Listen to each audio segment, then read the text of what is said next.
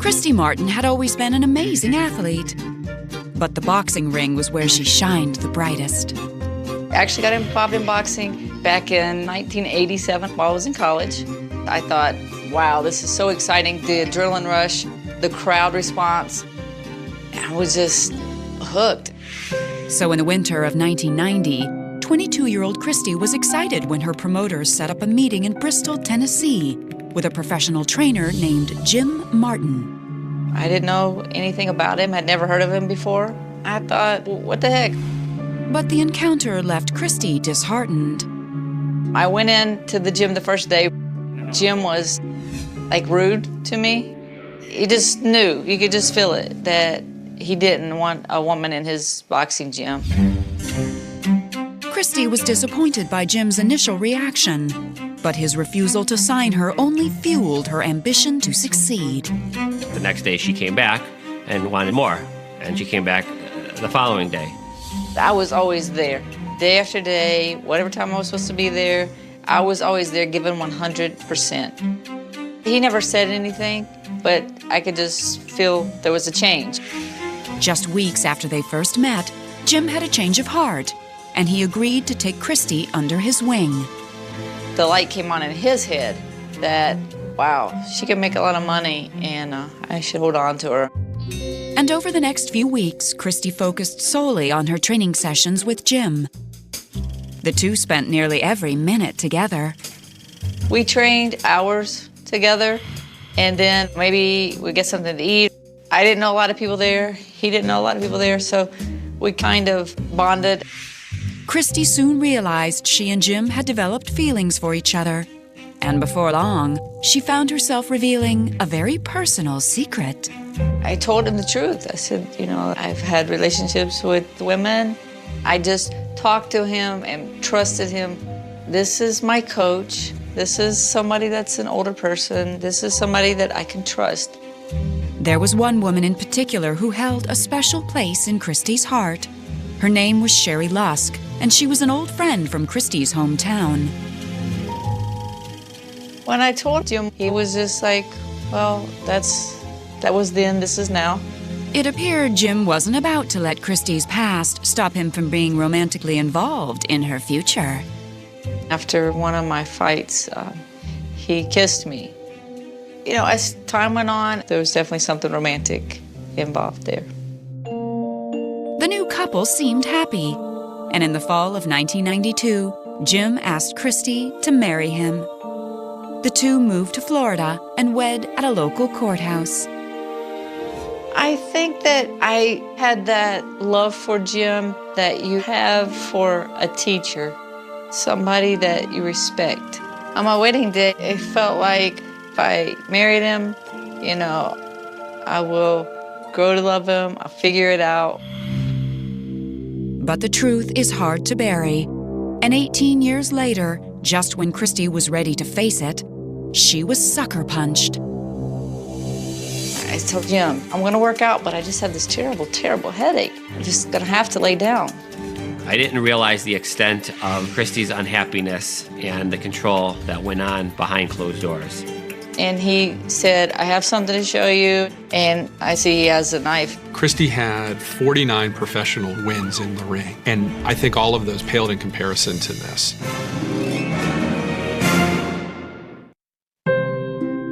By the summer of 1993, Christy Martin and her professional boxing trainer, Jim Martin, were still adjusting to their year-old marriage. The beginning of the marriage with Jim, the love that I had for Jim was more of a respect thing.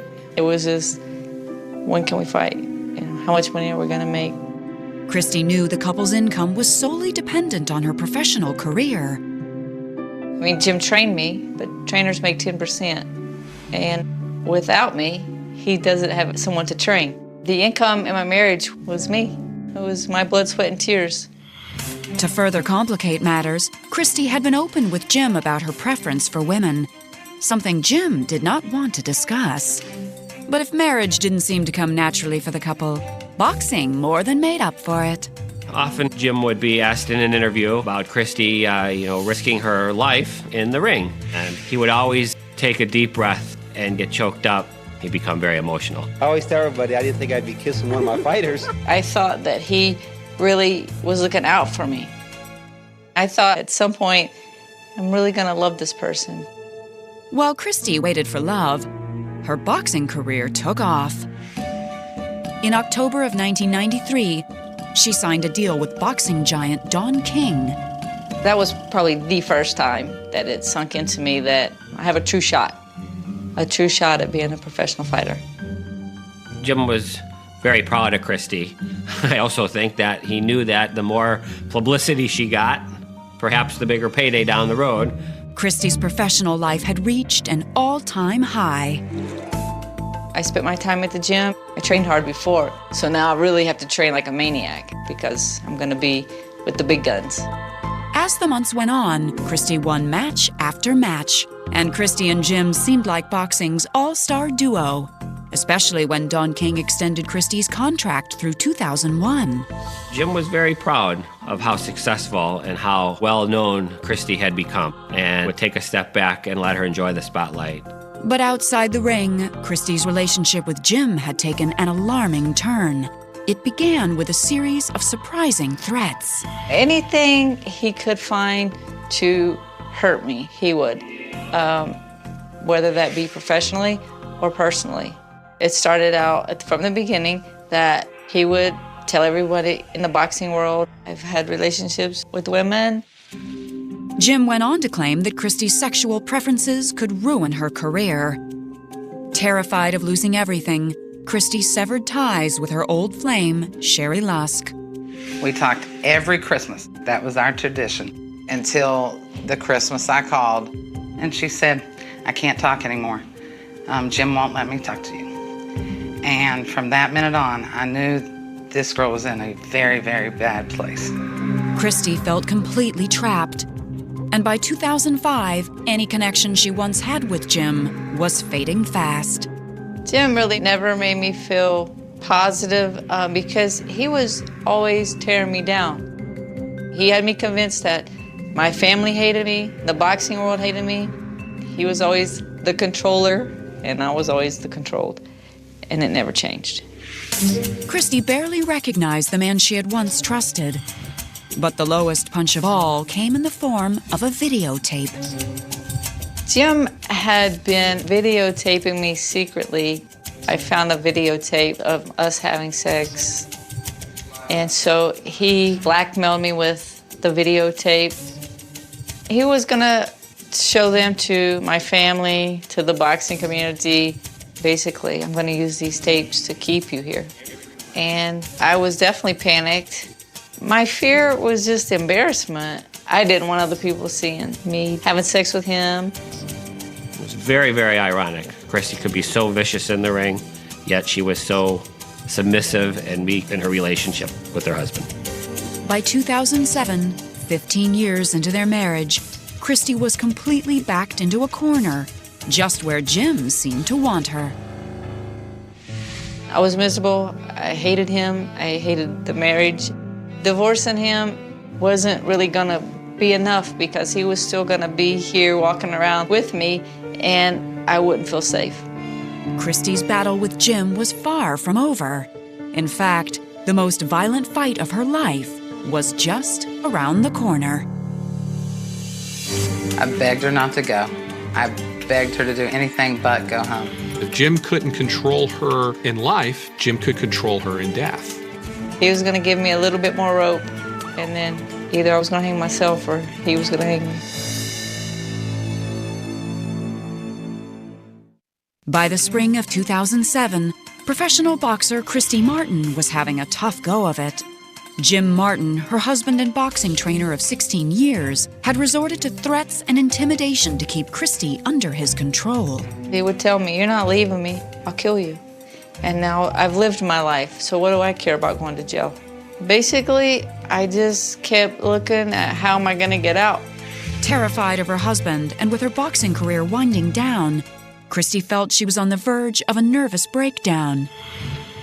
And that March, Jim came home with what he called a quick fix. Jim came in from the gym, and he brought in some cocaine. He said that somebody from the gym had given it to him. I've been an athlete all my life. I 100% have been against drugs. So I just left it there and just sat there for a couple days. But before Christy knew it, she began to have second thoughts. It was just miserable. And I thought, well, maybe, I'll give it a try and we'll see what happens. Christy tried the cocaine, and before long, she was a daily user with Jim as her supplier. I kept taking cocaine because it was an escape. This is so not who I am, but I just had given up. Christy's drug addiction was now just another way for Jim to control her. Jim controlled the coke. I stopped going to the gym.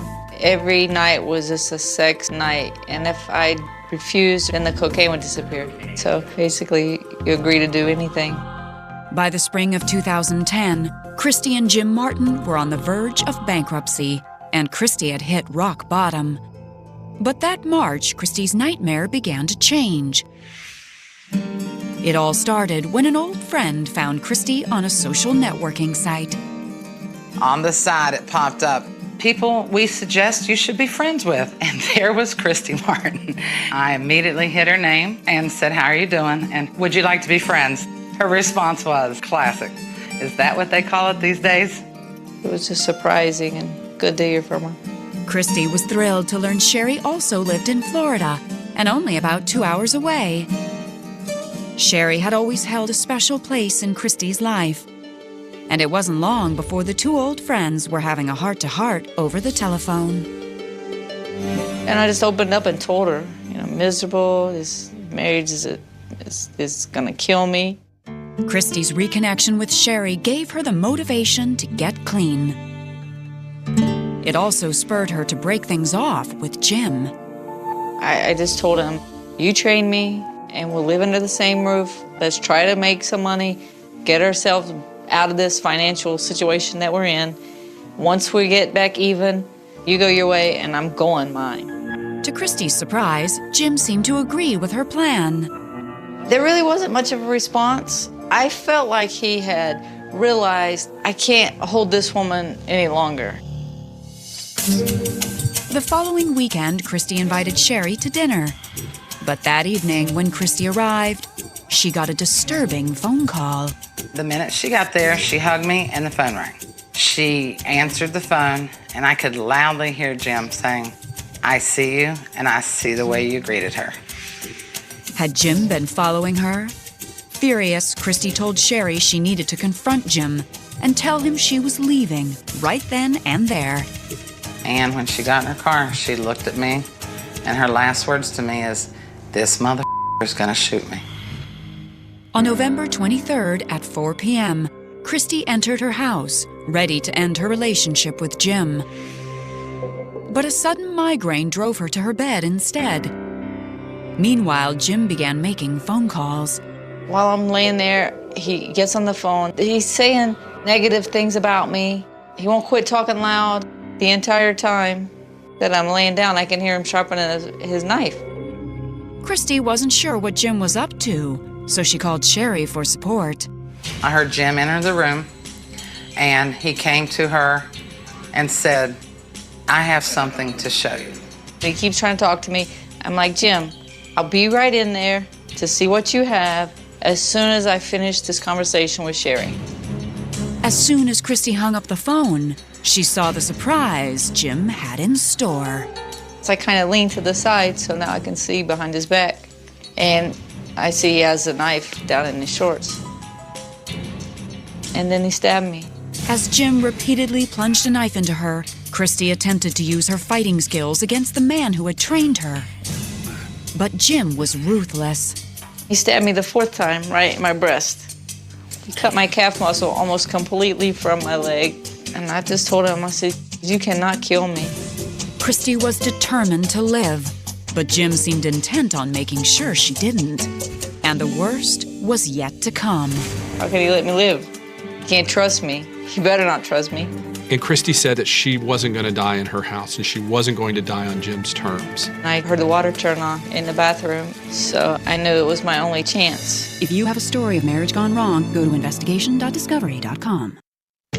On November 23, 2010, Christy Martin was engaged in the fight of her life. Her estranged husband Jim had just stabbed her multiple times. But Christy, a professional boxer with a new outlook on life, was determined to survive. I was trying to get away from him. I just remember begging him and telling him, my parents have been good to you, and don't make them bury their child. He was beating my head on the ground. He was beating my head on the dresser. I'm just laying on the floor, bleeding to death. He would come in and out, in and out. I guess he was seeing if I was dying fast enough. The final time Jim came back into the bedroom, he brought something that would surely finish the job. He stood right at my feet and shot me with my own 9mm. The bullet entered Christy's chest less than 4 inches from her heart. Leaving his wife for dead, Jim went into the bathroom to clean up. But he underestimated his wife's resolve. 4 stab wounds and a gunshot couldn't stop Christy. And I heard the water turn on in the bathroom, so I knew it was my only chance. So I got up, the gun was laying there, so I grabbed the pink 9mm, and then I just ran out the front door as fast as I could get out. With a fighter's determination, Christy made it to the open road and flagged down a passing car. And I got in his back seat, and I told him I'd been shot and stabbed by my husband, and please hurry, don't let me die. The driver took Christy straight to the hospital. She had narrowly survived a gunshot wound and several stabbings. But Christy's biggest scar wasn't physical. The hardest thing for me to come to grips with, I think, is how Jim did this to me. I mean, he left me for dead. He thought I was dead. Even worse was the fact that Jim Martin was still on the loose, hiding out from police who were on a desperate search to find him. 1 week after the attack, Jim was found in some person's backyard in a pair of shorts and a knife in his hand covered in a bloody rag. Jim was immediately arrested and charged with attempted first-degree murder. While he sat in jail awaiting his trial, Jim pled his innocence. Across town and against all odds, Christy was released from the hospital. I wasn't going to let him win. I was in the hospital only 7 days. And on April 23, 2012, Jim and Christy headed to court. Christy has portrayed throughout her entire career strength, perseverance, doing the right thing. And Christy had to take that witness stand and talk about the exact opposite, which was the real reality of her life. And the worst part about it was that she had to do that 30 feet from the person who tried to kill her. He felt like he owned her. He felt like everything Christy was a product of his making, his teaching, his doing. His property had disobeyed him, and he was going to teach it and punish it. Just 4 days later, on April 27th, a jury convicted Jim Martin of attempted second-degree murder. He was sentenced to 25 years in a state prison. I am free, literally free. I can do what I want, be where I want to be, and it's a feeling I haven't had for a long time. Today, Christy Martin has a new lease on life. It's very important for me to tell my story because I feel like people, they have to think, how in the world can this woman, a fighter, how could she have been in a relationship where she was so controlled? And so if it can happen to me, it can happen to anybody. Christy is also back in the gym and realizes throwing punches was the best medicine. Why did I go back to boxing? Because I love it. And it was the best therapy that anybody could have ever prescribed for me.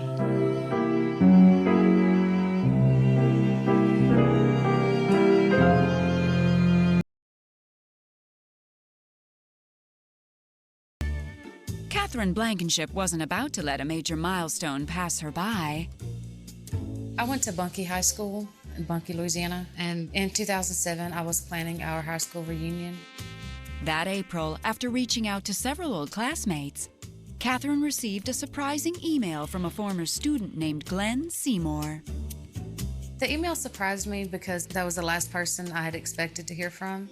It was out of the blue. Catherine hadn't seen or spoken to Glenn since the 8th grade, when he had dropped out of school. Glenn in middle school was quiet. He really kept to himself. We knew of each other, but we weren't considered friends. But the junior high cliques were far behind them, and Catherine marveled at how much Glenn seemed to have changed. He told me when he got old enough, he went into the Marines, that he was working for Homeland Security. He would go all across the United States. He would protect people. I thought it was very admirable for someone to do such an amazing job for his country. It touched my heart.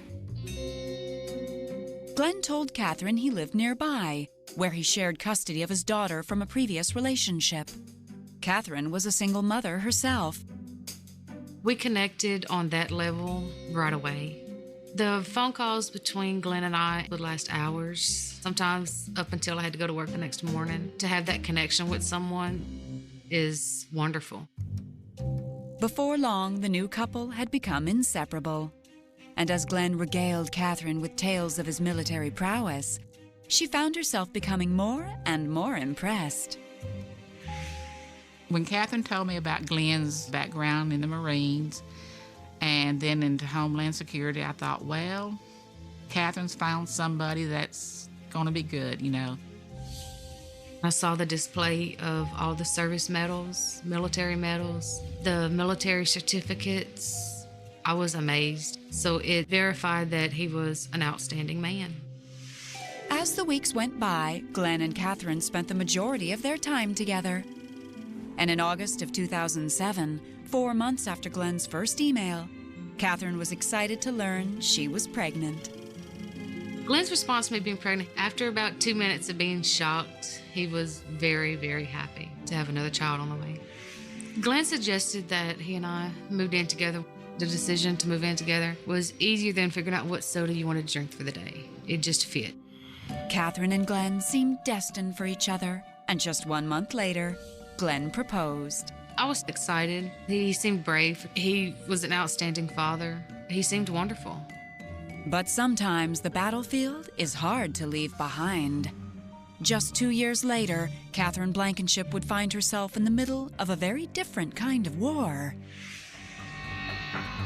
In July of 2009, Catherine and Glenn came home to an alarming sight. Their front yard was swarming with uniformed men.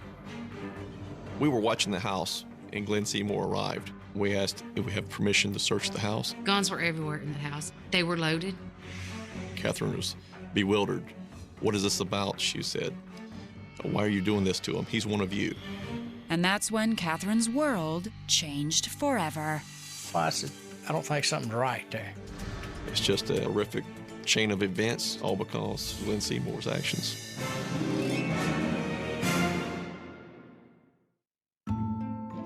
In the fall of 2007, Catherine Blankenship and her fiancé, Glenn Seymour, were newly pregnant with the couple's first child. Glenn's job kept him away from home more than Catherine would have liked, but she didn't complain.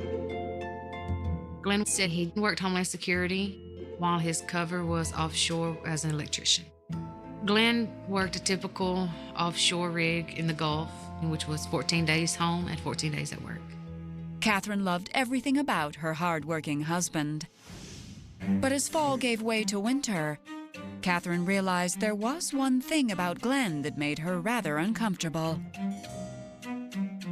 Glenn had a massive gun collection. He said some of it was for his Homeland Security job, some was passed down from his grandfather, and some was just because he liked them. He was infatuated with guns. Just about every time he had a free moment, he was either cleaning it, taking it apart, cleaning it, rearranging them.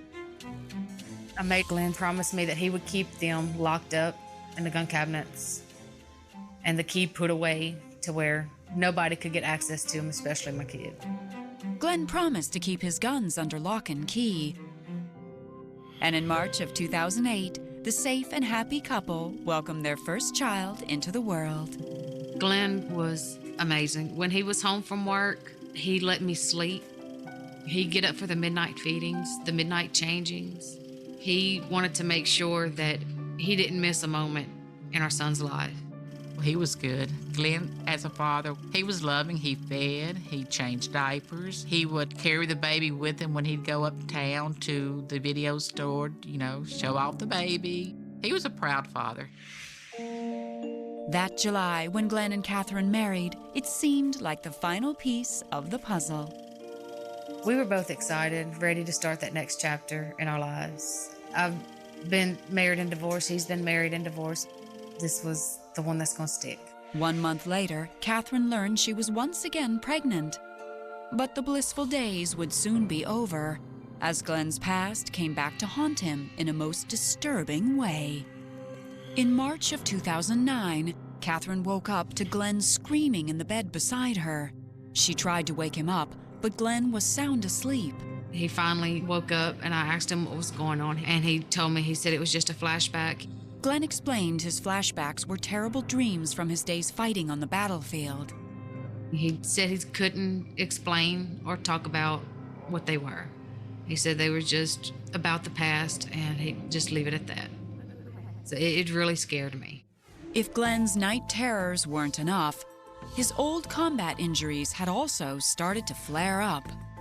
Glenn would often speak of being in pain, which was bad headaches from being injured in the Marines while on duty, being hit with shrapnel in the head. Glenn already had a doctor's prescription for both pain and anxiety medications. Catherine hoped the pills would be enough to get her husband through his trauma. I was glad that he was on them, because as long as he's getting help and relief, then it worked, so I was happy with that. But on May 28, 2009, Catherine came home to an alarming sight. I had some pain pills in my purse from after I had our child, and I found him digging in my purse for my pain pills. I asked him what he was doing in my purse. He said he was looking for a pen. There was a box of pens on the counter. So after he left, went to another room, I went and got my pain pills, and I hid them. But a few weeks later, when Catherine went to retrieve her pills from their hiding place, they were gone. Because I was hurting really bad, and found that they were replaced with an over-the-counter pain reliever. I was highly, highly upset. Glenn would come here and ask me if I had pain pills. I told Catherine about it, and Catherine couldn't believe it. I confronted him right away about it. He, of course, denied it over and over. He denied it. He was busted, so I just didn't talk to him for the rest of the day. I didn't want to have any more argument. I just wanted to try to let it go. Catherine worried that her husband had become an addict, but she was about to find out that Glenn's prescription drugs were the very least of their problems. There was a lie somewhere, and we didn't know where to begin. Catherine was bewildered. Why are you doing this to him? He's one of you. It seemed like my whole world fell apart.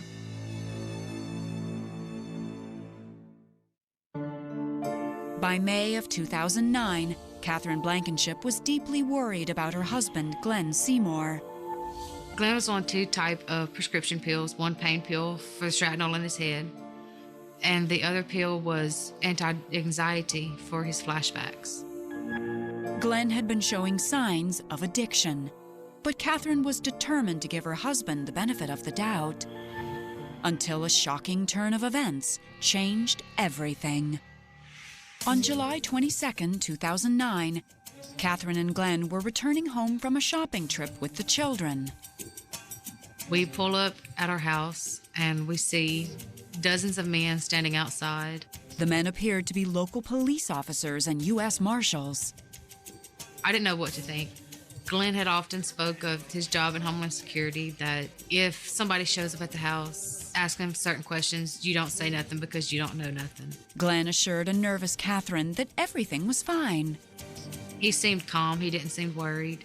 When he went up to the gentleman, I figured something happened and they was just maybe trying to get his side of the story.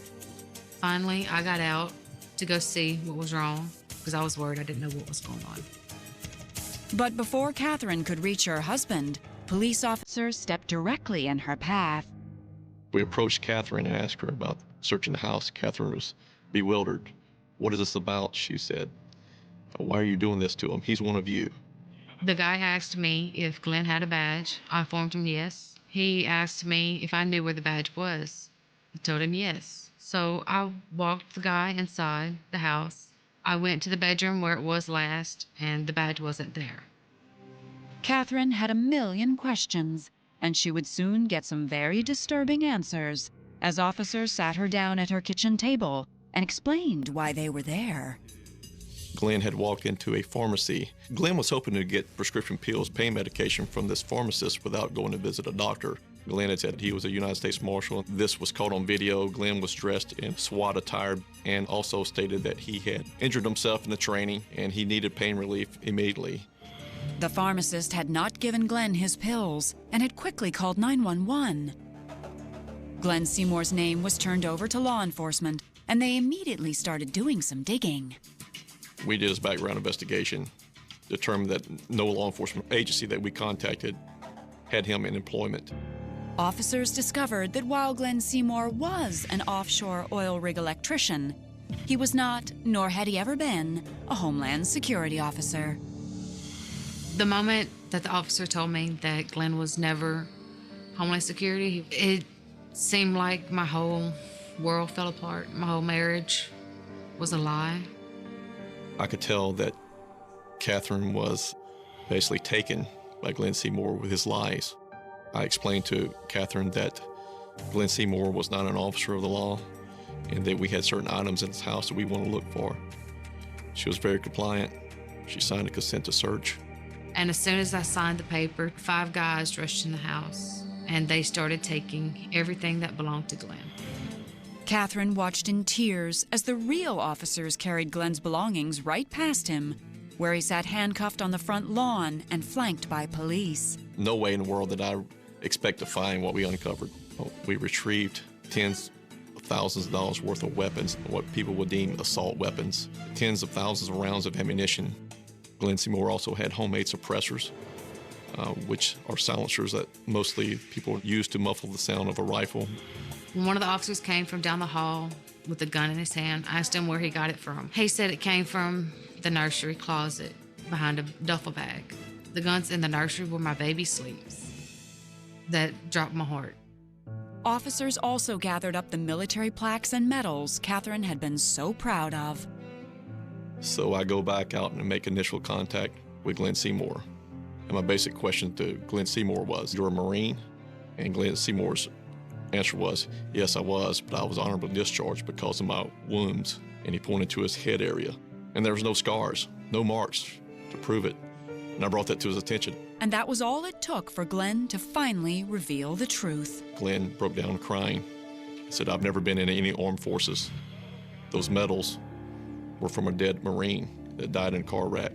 And I ordered the certificates and dog tags offline." So my stomach just kind of sunk. Glenn Seymour was living a life of lies, and his wife was buying into it. By this time, I didn't know what was real, what was lies, what happened, what didn't happen. I didn't know what to think. Glenn Seymour was placed under arrest for impersonating a federal law enforcement agent. But before police put Glenn in a squad car, Catherine was given 5 minutes to talk to her husband. He finally told me, he said, "I'm just so sorry. We'll figure it out when I get home." Catherine was desperate for answers, and she knew that things looked bad for her husband. But Catherine had no idea how much worse things were about to get. That phone call destroyed everything. It was a blow to all of us. I think Glenn thought it was the end, and he took a permanent solution to a temporary problem. If you have a story of marriage gone wrong, go to investigation.discovery.com. On July 22, 2009, Catherine Blankenship was shocked when her husband, Glenn Seymour, was arrested for impersonating a law enforcement officer. But when Glenn called her from jail, he insisted he was innocent and blamed the police. He said the cops are lying. I constantly asked him what was going on. He just didn't know. He had no clue. He wouldn't tell me anything. At the end of that conversation, I still felt like everything was unresolved. So I wanted to give him the benefit of the doubt, but my gut was telling me not to. Catherine wasn't sure she could trust her husband, especially when she found out he was giving federal agents an entirely different story. Glenn admitted to over 100 impersonations of a police officer where he tried to gain some sort of favor. I think Glenn was thinking, I know I'm in trouble now. I think he was remorseful for it. I think he was remorseful for getting caught. After 2 days in jail, Glenn was released on bail while he awaited trial. I told Glenn when he got home from jail, as long as I knew everything and he'd be honest with me, then we could work on getting our marriage back on track. And he looked me in the eye and told me that I knew everything and there was no more secrets. But Catherine kept pushing until her husband finally told her the devastating truth.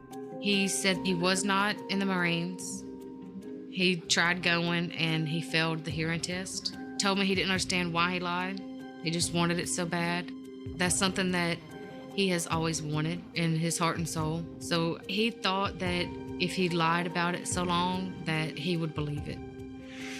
Even though Glenn's entire past was made up, Catherine was still willing to stand by her husband.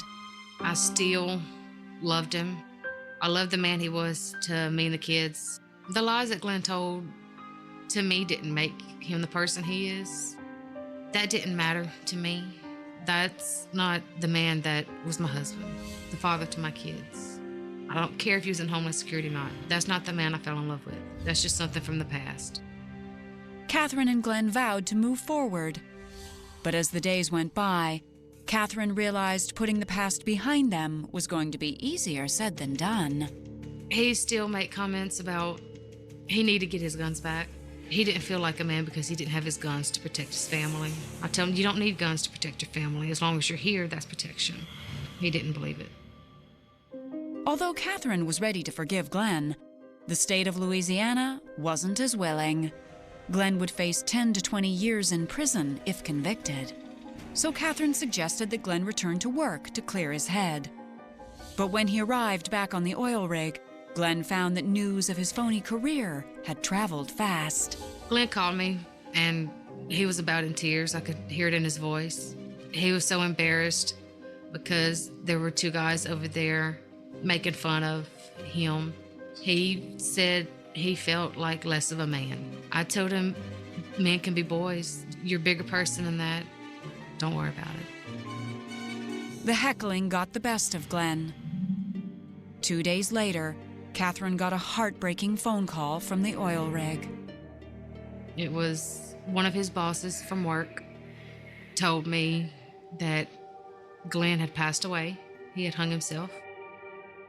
And they tried to revive him. There was nothing that they could do.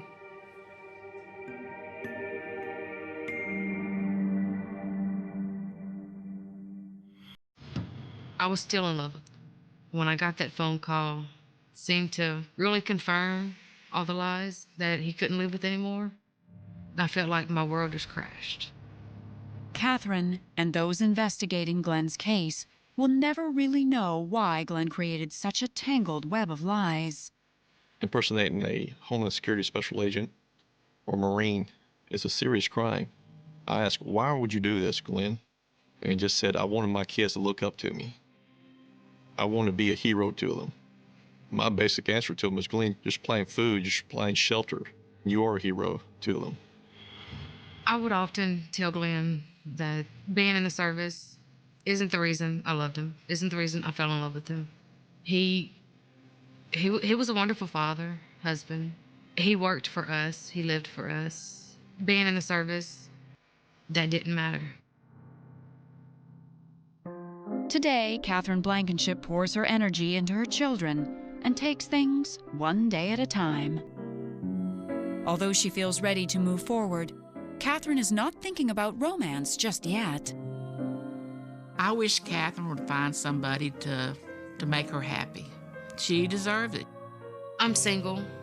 I'm not dating. I figure whenever time is right, I'll be blessed with that person.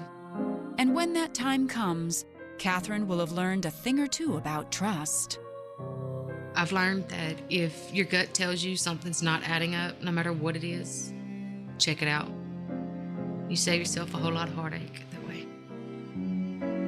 In the realm of criminal justice, the concept of truth is rarely as straightforward as we might hope it to be.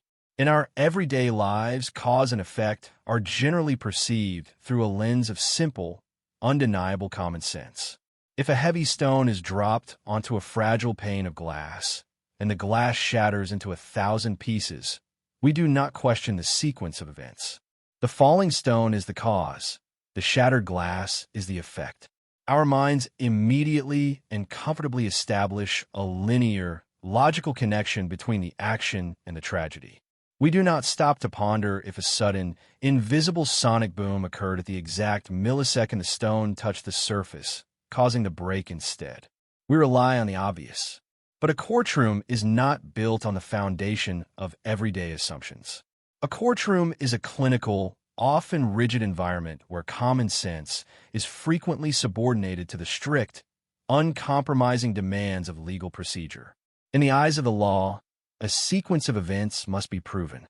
It must be dissected, analyzed, and reconstructed with such absolute precision that no alternative explanation can survive the scrutiny. The law demands that guilt be established not just as a strong probability, but beyond a reasonable doubt. This brings us to the immense, often crushing weight known as the burden of proof. In systems governed by common law, this burden rests entirely and squarely on the shoulders of the prosecution. The state, holding the formidable power to strip a citizen of their liberty, must justify that action by proving every single element of a crime. They must weave a narrative of guilt so tight, so scientifically and factually sound, that it leaves absolutely no room for alternative theories. If there is a single crack in the prosecution's narrative, a single missing link in the chain of physical evidence, or a single shadow of an alternative possibility, a skilled defense attorney will relentlessly pry that crack open. They will exploit the void, planting seeds of doubt until the entire case begins to crumble. What happens, then, when a devastating tragedy occurs, but a crucial piece of forensic evidence is simply missing? What happens when a sequence of events is so brutally obvious to any rational observer, yet legally vulnerable because of a missing document?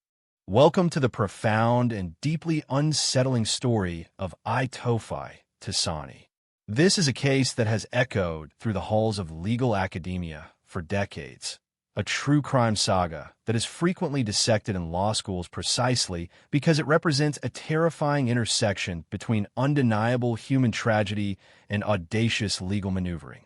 This is the story of a case widely known in judicial circles as the mystery of the missing autopsy, an event that forced the highest court of a remote island territory to fundamentally re-examine the boundaries of reasonable inference and the true meaning of legal causation. Our story takes place in the year 1986, set against the backdrop of American Samoa. This territory, a collection of beautiful, culturally rich islands nestled deep in the South Pacific, operates under a unique blend of ancient Polynesian traditions and the structured framework of the American legal system. It is a place where tight-knit village communities maintain deeply rooted customs, particularly surrounding family, life, and death. In 1986, the island's infrastructure, including its medical, legal, and forensic capabilities, was not as rigidly formalized or as well-equipped as the massive urban jurisdictions on the United States mainland. This seemingly minor detail, the lax nature of forensic procedures on the island at the time, would soon become the epicenter of a grueling, high-stakes legal battle. It began on what should have been a completely unremarkable evening. Itofi Tasani, a vibrant young woman, was simply going about her life. Accompanied by a friend, she was walking through her quiet village. Their goal was incredibly mundane. They were walking to cross the road in order to catch an approaching bus. Stepping onto a roadway is an act of inherent, unspoken trust. We trust that the driver sharing our environment will adhere to the rules, respect the speed limits, and maintain a basic awareness of pedestrian life. As Itofi and her friend stepped onto the pavement, They had no reason to believe that this fundamental social contract was about to be violently broken. Down that very stretch of road, a vehicle was approaching, driven by a woman named Sale Uo. But this vehicle was not merely driving down the street. It was hurtling forward at a terrifying, catastrophic velocity. Subsequent investigations into the collision would reveal a shocking detail about the moments leading up to the impact. Sale Uo was operating her vehicle at a speed that vastly exceeded the legal and safe limit for that village road. The estimates placed her speed at anywhere from 25% to a staggering 125% over the established speed limit. At such extreme speeds, an automobile ceases to be a mere mode of transportation. It transforms into a massive, uncontrollable projectile of steel and kinetic energy. A driver operating a machine at such a reckless pace has entirely relinquished their ability to react, to brake, or to swerve in time to avoid a sudden obstacle.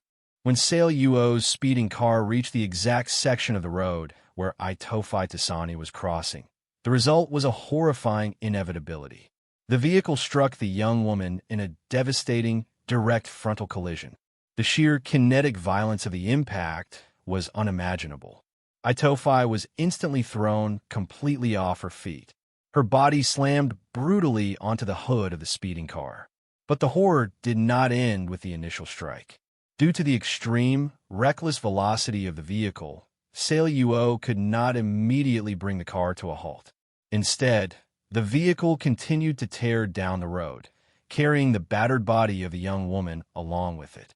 Itofi was trapped on the hood of the moving machine, dragged and carried for a long, agonizing distance before the relentless laws of physics finally took over, and she was violently thrown from the vehicle, plummeting onto the unforgiving surface of the roadway.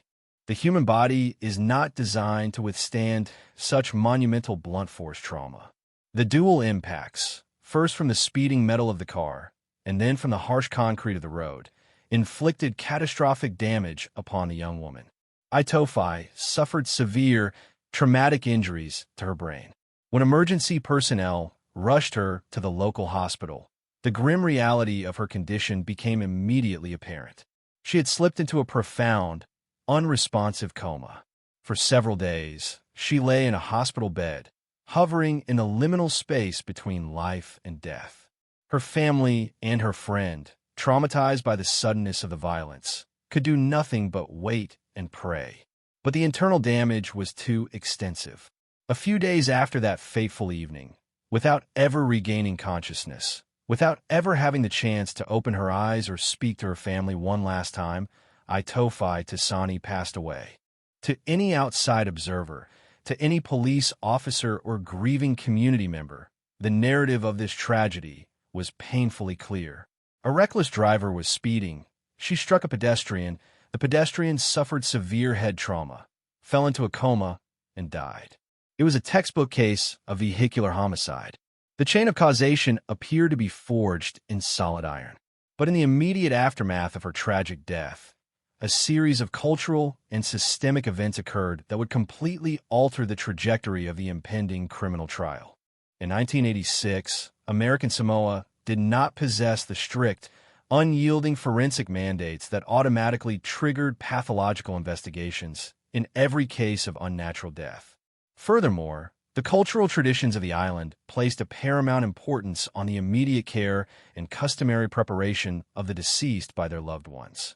Immersed in their profound grief, Itofi's family claimed her body from the hospital.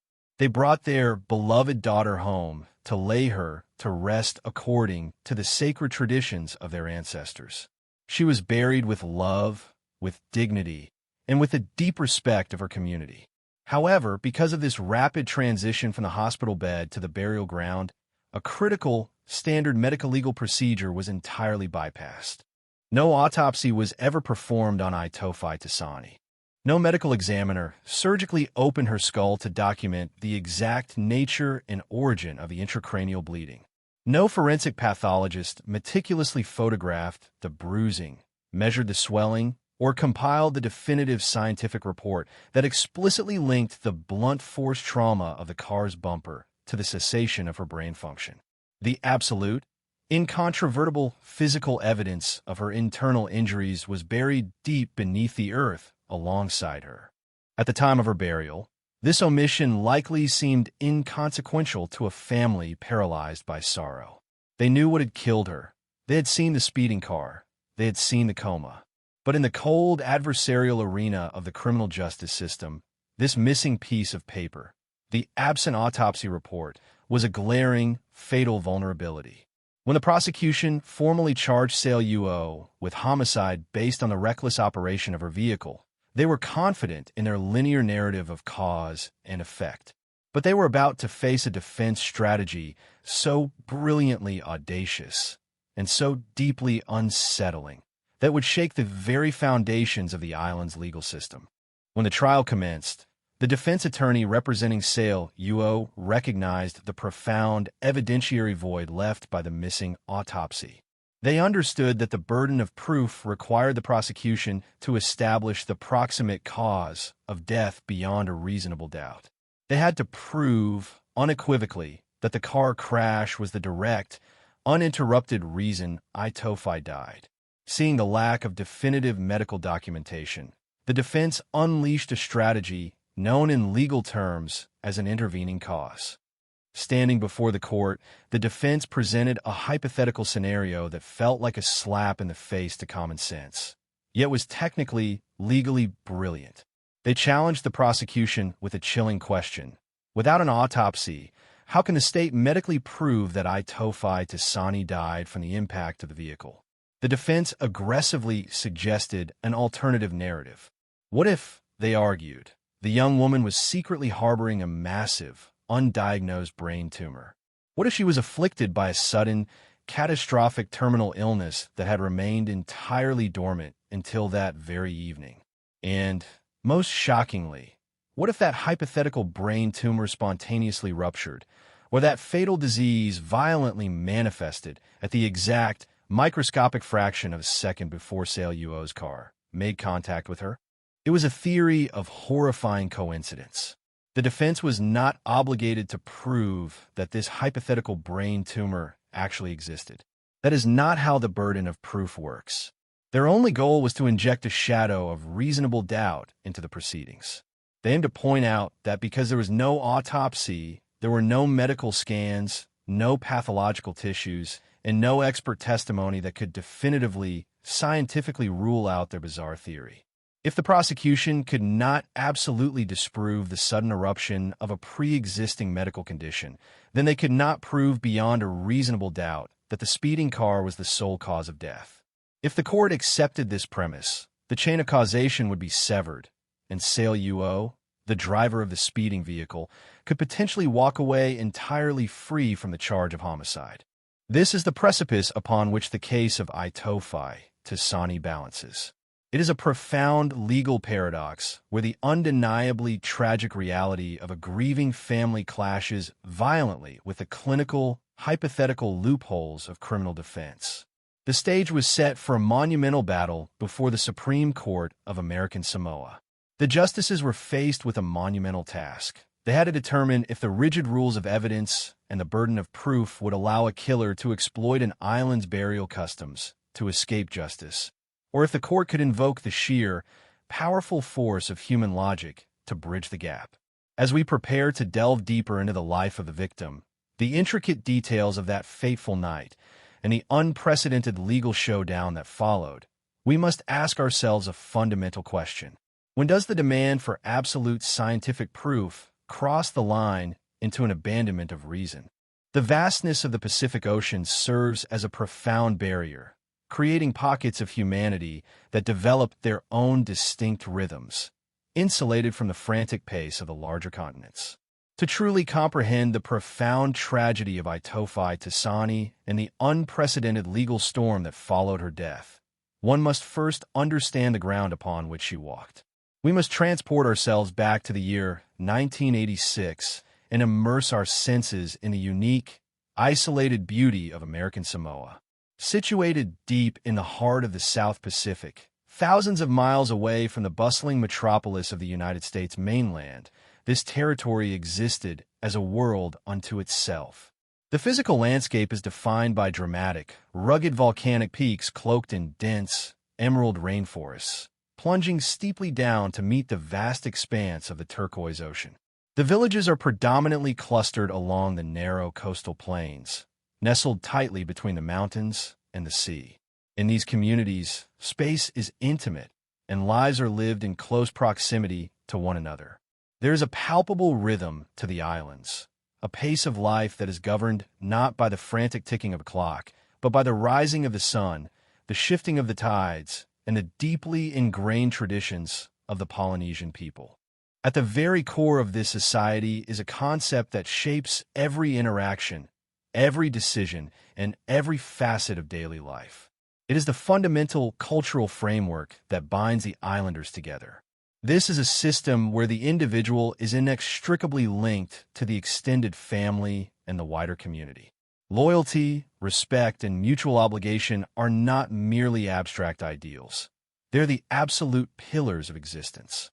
In such a deeply connected society, an event like a birth, a marriage, or a death is never an isolated, private affair. It is a communal experience that ripples through the entire village. When a loved one passes away, the immediate response is not one of clinical detachment. The primary focus is not on administrative procedures, legal documentation, or forensic investigations. Instead, the overwhelming priority is to honor the deceased through sacred, time-honored rituals. The family immediately surrounds the departed, providing comfort, preparing the body for rest with immense reverence, and ensuring a swift, dignified transition from this world to the next. This profound dedication to ancestral customs is beautiful and deeply moving. Yet, as the year 1986 unfolded, this very dedication to immediate, culturally appropriate burial practices would collide violently with the rigid, unforgiving demands of the Western legal system, setting the stage for a judicial crisis.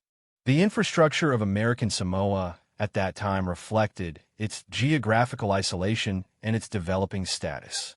Unlike the massive, sprawling counties of the mainland, the territory did not boast a highly specialized, uniformly equipped medical legal network. Medical facilities existed to care for the sick and the injured, but the concept of a mandatory, comprehensive forensic pathology department, one that automatically intercepted and dissected every victim of sudden trauma, was simply not woven into the daily operational fabric of the island. There was a reliance on basic medical observation and, frankly, the simple logic of cause and effect. Furthermore, navigating the island relied heavily on a singular, winding coastal road that connected the various villages. This road was the vital artery of the territory. It was shared by everyone. People walked to the local markets, children walked to school, and families strolled to evening gatherings. The primary mode of motorized public transportation was the local bus system. These buses were essential lifelines, constantly traversing the two-lane road, picking up passengers who waited patiently by the roadside. It was within this vibrant, closely knit, and trusting environment that Aitofi Tisani lived. She was a young woman with her entire life stretching out before her. In the narratives of true crime, victims are all too often reduced to mere statistics, silent names on a sterile police report, or tragic figures defined solely by the violent manner of their passing. But Aitofi was a living, breathing human being deeply embedded in the fabric of her village. While historical records do not detail her specific daily routines or her private dreams, we know the undeniable reality of her physical existence. She was young. She was active. She possessed the inherent, vibrant health of a young adult moving freely through her environment. There is absolutely no record, no whisper of community gossip, and no medical history to suggest that she was suffering from any kind of debilitating illness. She was not a fragile, terminal patient waiting for the end. She was a healthy pedestrian. This seemingly simple, indisputable fact of her fundamental wellness is crucial to remember. It stands as a silent, powerful testament against the dark, convoluted medical hypotheticals that would later be aggressively paraded inside a courtroom. Consider the psychology of a typical evening in such a community. As the harsh glare of the tropical sun fades into the softer, cooler shades of twilight, the village road transforms. It becomes a social corridor. The oppressive heat of the day dissipates, making walking a pleasant, expected activity. On that particular evening in 1986, Itofi was doing exactly what countless other islanders were doing. She was out walking. She was not alone. She was accompanied by a friend. The presence of a companion highlights the casual, social nature of their journey. They were engaged in conversation, sharing the evening air, and moving with a specific mundane purpose. Their destination was not a secret location or a dangerous environment. They were simply walking toward a designated area to wait for the arrival of a local bus. The act of walking alongside a roadway and preparing to cross the street involves a subconscious psychological calculus that we all perform without thinking. We visually assess the environment. We look for approaching headlights. We listen for the hum of an engine. We rely on an invisible, foundational social contract.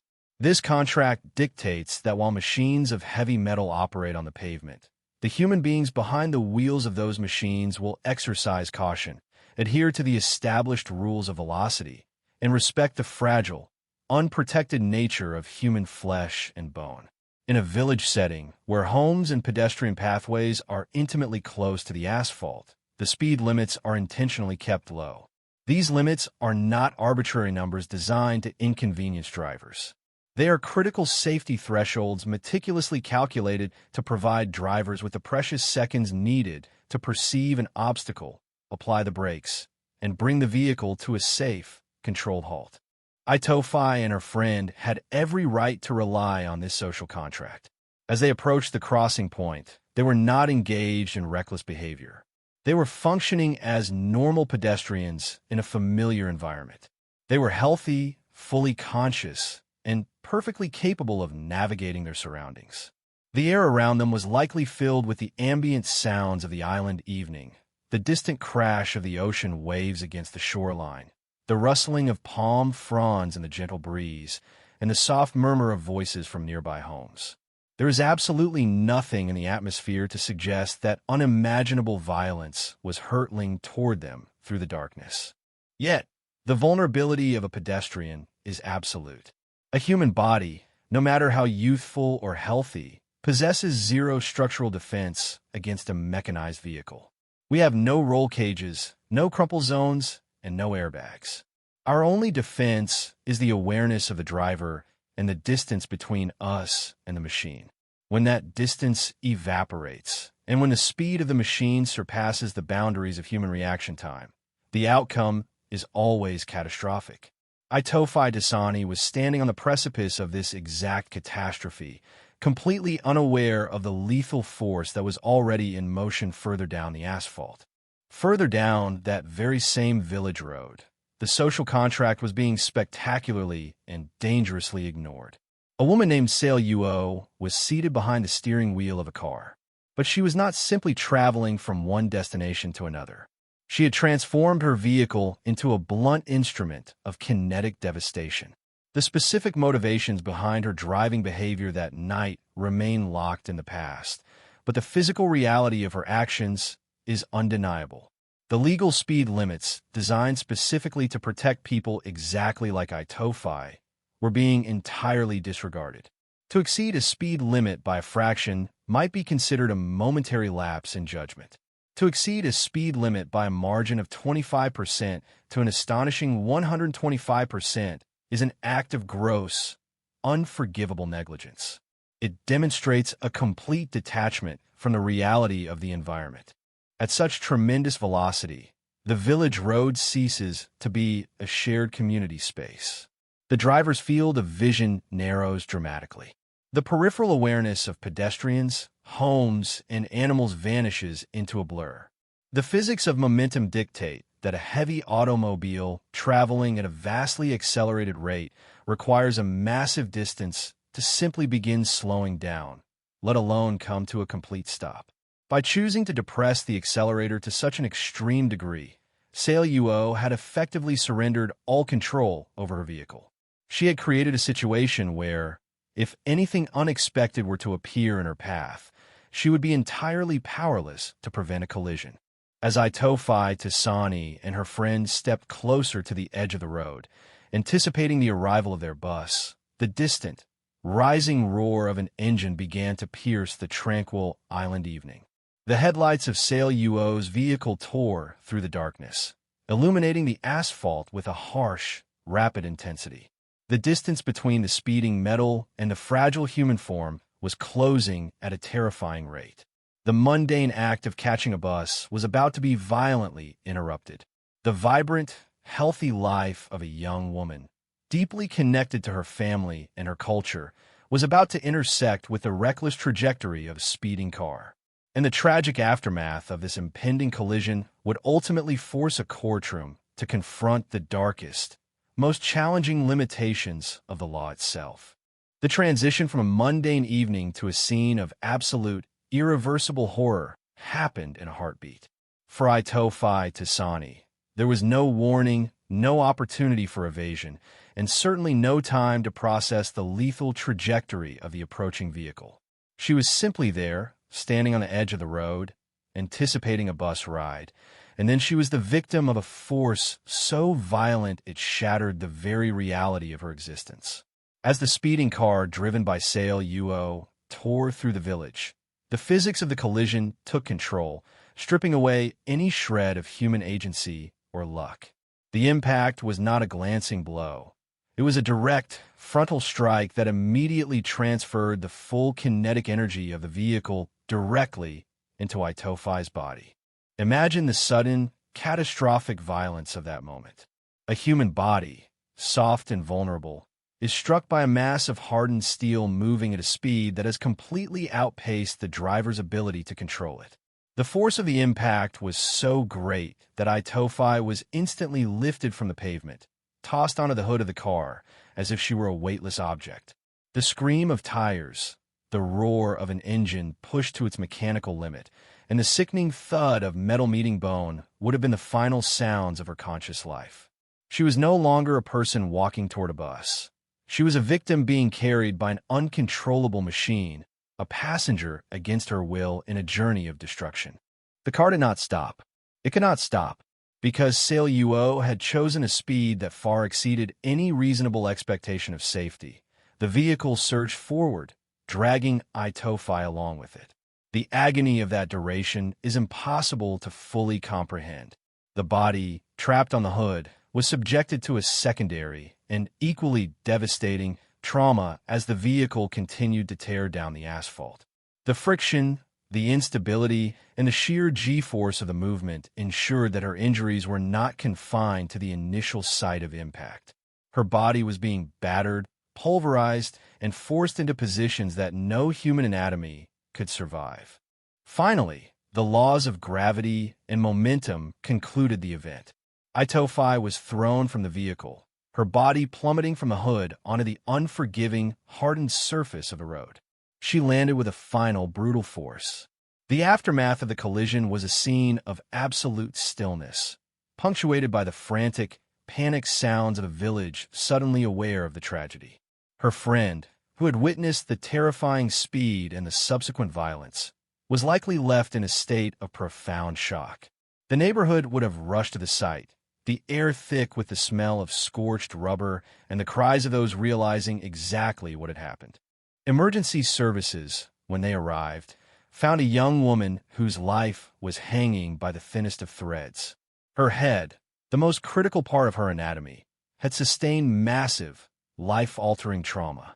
The internal brain damage caused by the violent impact and the subsequent fall was catastrophic. She was rushed to the hospital in a state of deep, unresponsive coma. This was not a temporary loss of consciousness. This was the medical signature of a brain that had been physically ravaged by the blunt force of the car and the road. For the next several days, the hospital ward became a place of silent, agonizing anticipation.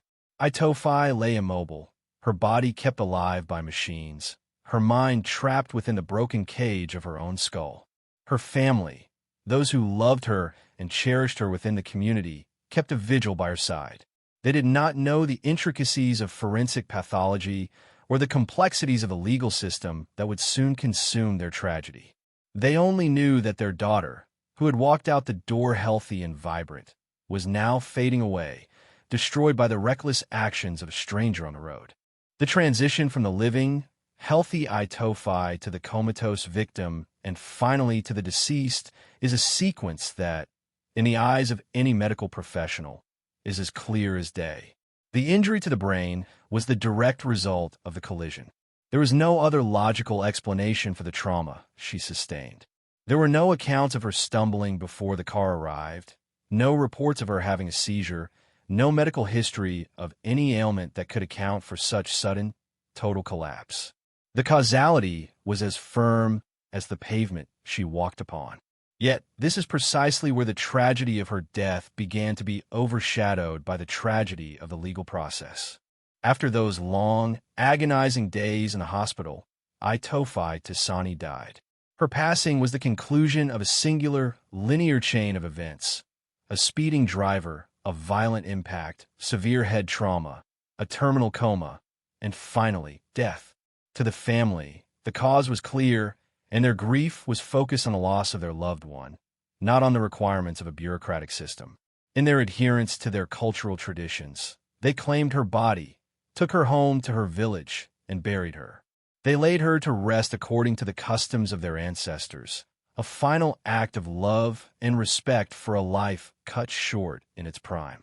This act, rooted in deep respect and cultural necessity, unknowingly created the void that the defense would later exploit with such ruthless, calculated precision. By burying her, they had removed the possibility of an official, state-sanctioned autopsy. The medical examiner, the official who would normally have documented the trauma, the swelling, and the hemorrhaging of the brain, was never given the chance to perform their role. The evidence of what happened inside her skull was buried with her. At the time, this did not seem to matter. Who could possibly question that she died from being hit by a car? The evidence seemed to be everywhere. The skid marks on the road, the witnesses who saw the speeding vehicle, the trauma sustained by her body, and the temporal proximity of the accident to her death. It was the definition of an open and shut case.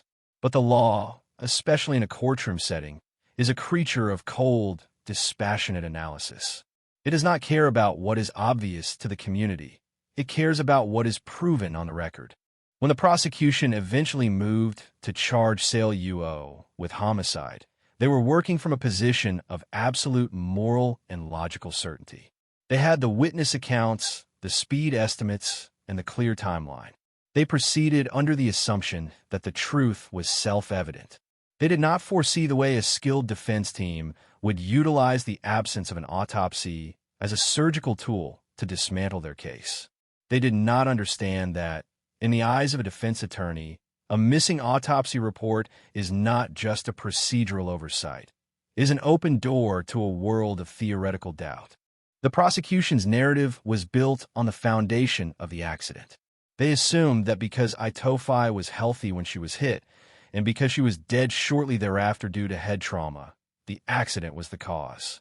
They were, in essence, relying on the very common sense that the law often discards.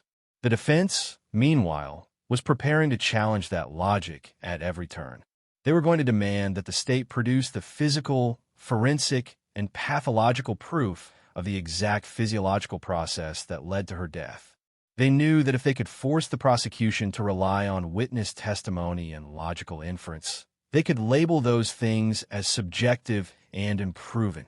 As the case moved toward the trial, the air in the territory was thick with the weight of this impending battle. The people of the island, who had felt the shock of Itofi's death, were now forced to watch as their grief was turned into a debate about tumors and biological possibilities. The court was becoming a space where the reality of a human life and of violent death was being reduced to an intellectual exercise. The prosecution was tasked with proving that the chain of events was unbreakable. They were fighting for justice, but they were doing so with a hand tied behind their back, all because a family had chosen to bury their daughter in accordance with their traditions. This is the cruelty of the legal system. It forces the bereaved to justify the tragedy of their loss within the narrow confines of a courtroom. It demands that the victim's death be verified by the very systems that were not in place when she died. The prosecution had to prove that the proximate cause was the car, and they had to do so without the help of the one person who could have definitively, scientifically silenced the defense's absurd theories. The defense, conversely, had the freedom to invent any alternate reality they wanted, as long as it wasn't completely impossible. They were weaponizing the lack of medical evidence to protect the driver who had, by any rational standard, stolen a young woman's life. As the court dates approached, the tension between the cultural realities of the islands and the rigid demands of the law became the central conflict of the case. The prosecution had to prepare to defend the common sense of the community against the sterile, aggressive logic of the defense. They had to prove that the death of Itofi Tasani was not just a tragic coincidence, but a direct, criminal outcome of a reckless act. They were entering a world where a missing piece of paper could mean the difference between justice and an acquittal.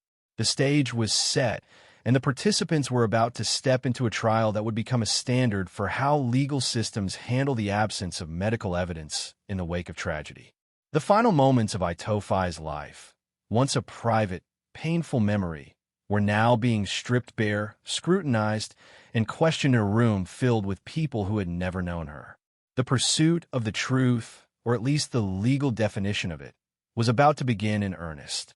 The courtroom, once the doors closed and the proceedings commenced, became an environment where time seemed to warp and expand, turning a single night of tragic velocity into a slow, agonizing dissection of every second. For the prosecution, the case of Itofi Tasani was meant to be a straightforward demonstration of criminal negligence. They arrived with the testimonies of bystanders who had witnessed the terrifying, uncontrolled speed of the vehicle. They had the accounts of the first responders who described the immediate, catastrophic nature of the injuries. They possessed a narrative that felt complete, a story where the start was a driver ignoring the most basic of safety rules, and the finish was a young woman's life extinguished in a cold hospital room. But the defense team, cognizant of the missing autopsy, did not intend to argue about whether the car was speeding. Instead, they focused their entire energy on a far more clinical and cold-blooded endeavor. They were going to systematically dismantle the causal link between the impact and the death. This was the core of the defense strategy, an exercise in legal audacity that sought to create a vacuum where facts should have been. The prosecution's failure to secure a formal autopsy before the burial was not merely a missing document. It was, in the eyes of the defense, an opening through which they could drive a wedge of doubt. They began their assault on the prosecution's theory of causation by framing the victim's death as an isolated, biological mystery. They moved to challenge the very assumption that the crash was the proximate cause, which is to say the immediate and primary driver of the tragedy. They proposed, with a calm and unsettling tone, that the court could not ignore the possibility of a hidden, pre-existing condition. They spoke of brain tumors and latent diseases as if they were common, expected factors in any sudden death, conveniently ignoring the fact that there was not a shred of medical history in Itofi's life to support such claims. As the prosecution called witness after witness, the defense engaged in a relentless, exhausting cross-examination. They were not looking for the truth of the accident. They were looking for any weakness in the testimony that could be stretched to accommodate their theory of a fatal, sudden illness.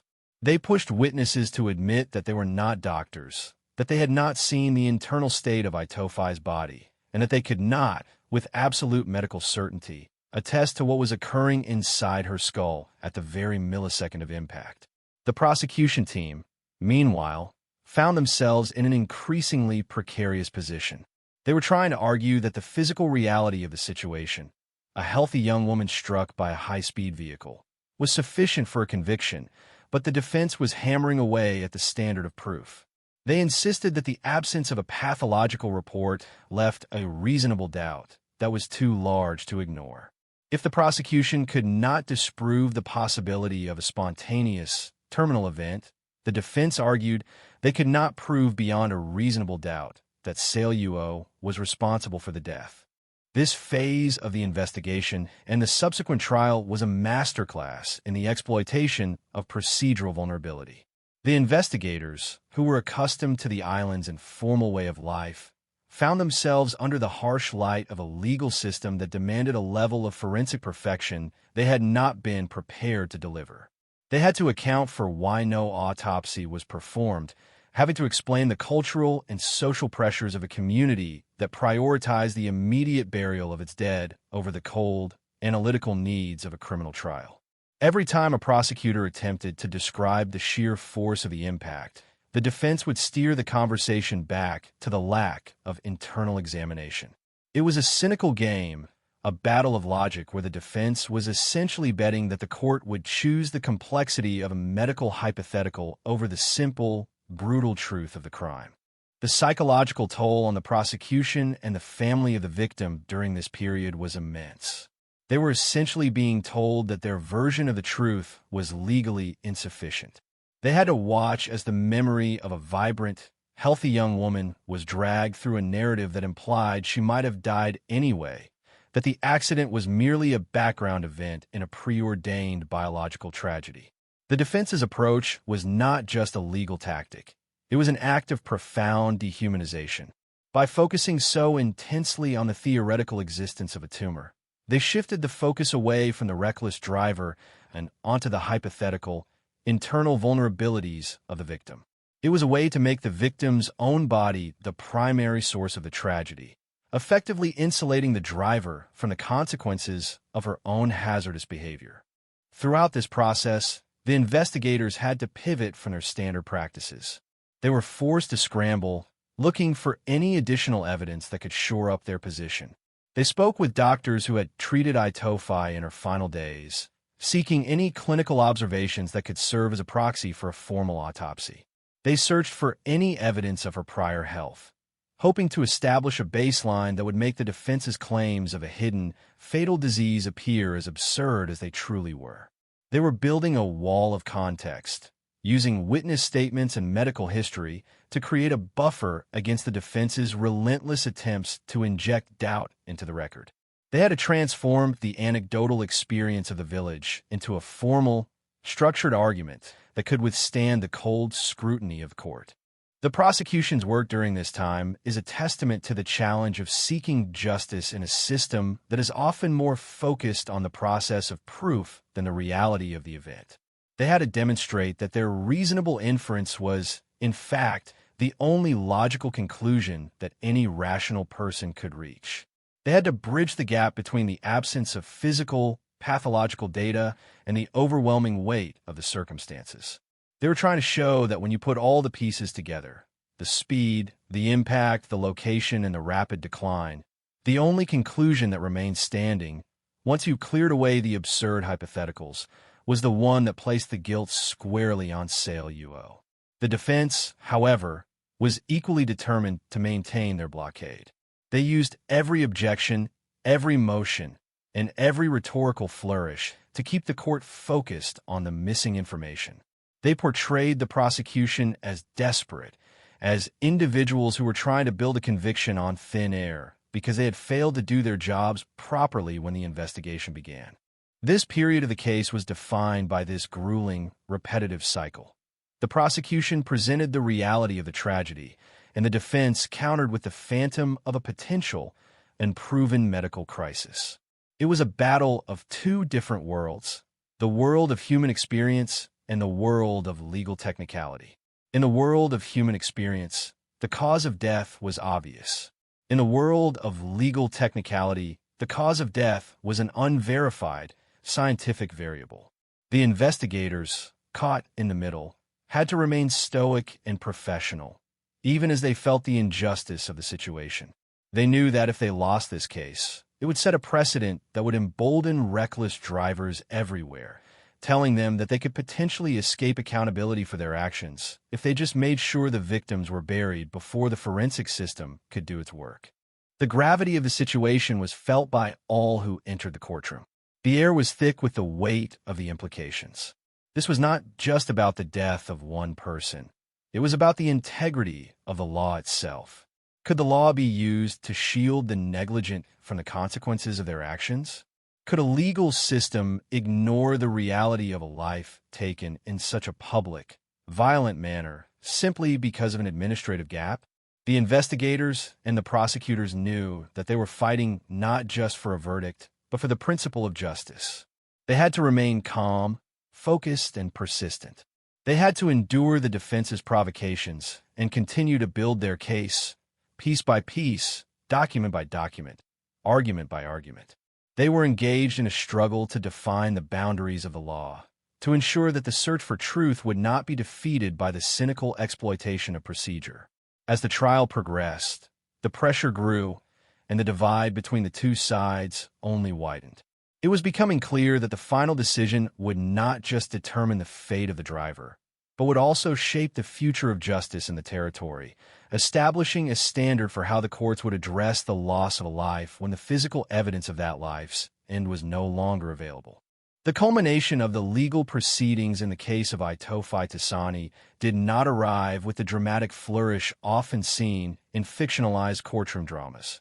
Rather, it manifested as a deliberate, heavy-handed assertion of the fundamental principles of justice over the hollow, opportunistic strategies of legal obfuscation. As the trial moved toward its conclusion, the atmosphere in the Supreme Court of American Samoa was charged with a tension that extended far beyond the immediate parties involved. This was, in every sense, a test of the system's capacity to preserve the sanctity of the truth when confronted with a deliberate attempt to create an impenetrable void of evidence. The defense team, having spent the entirety of the trial attempting to build a wall of reasonable doubt around the absence of a formal autopsy, prepared their final arguments.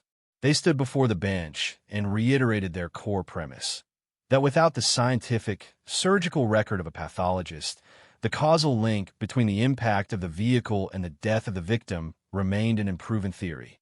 They relied on the strict, formalist interpretation of the burden of proof, asserting that if there remained even a microscopic possibility of an alternative biological explanation, no matter how fantastical, the law was obligated to favor the accused.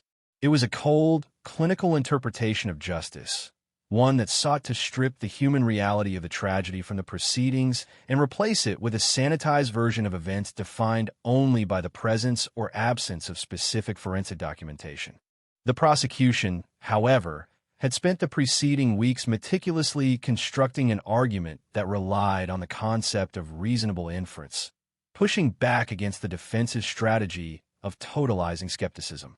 They argued that the law was not intended to be a weaponized tool of absurdity, nor was it meant to be detached from the basic, universal observations of human experience.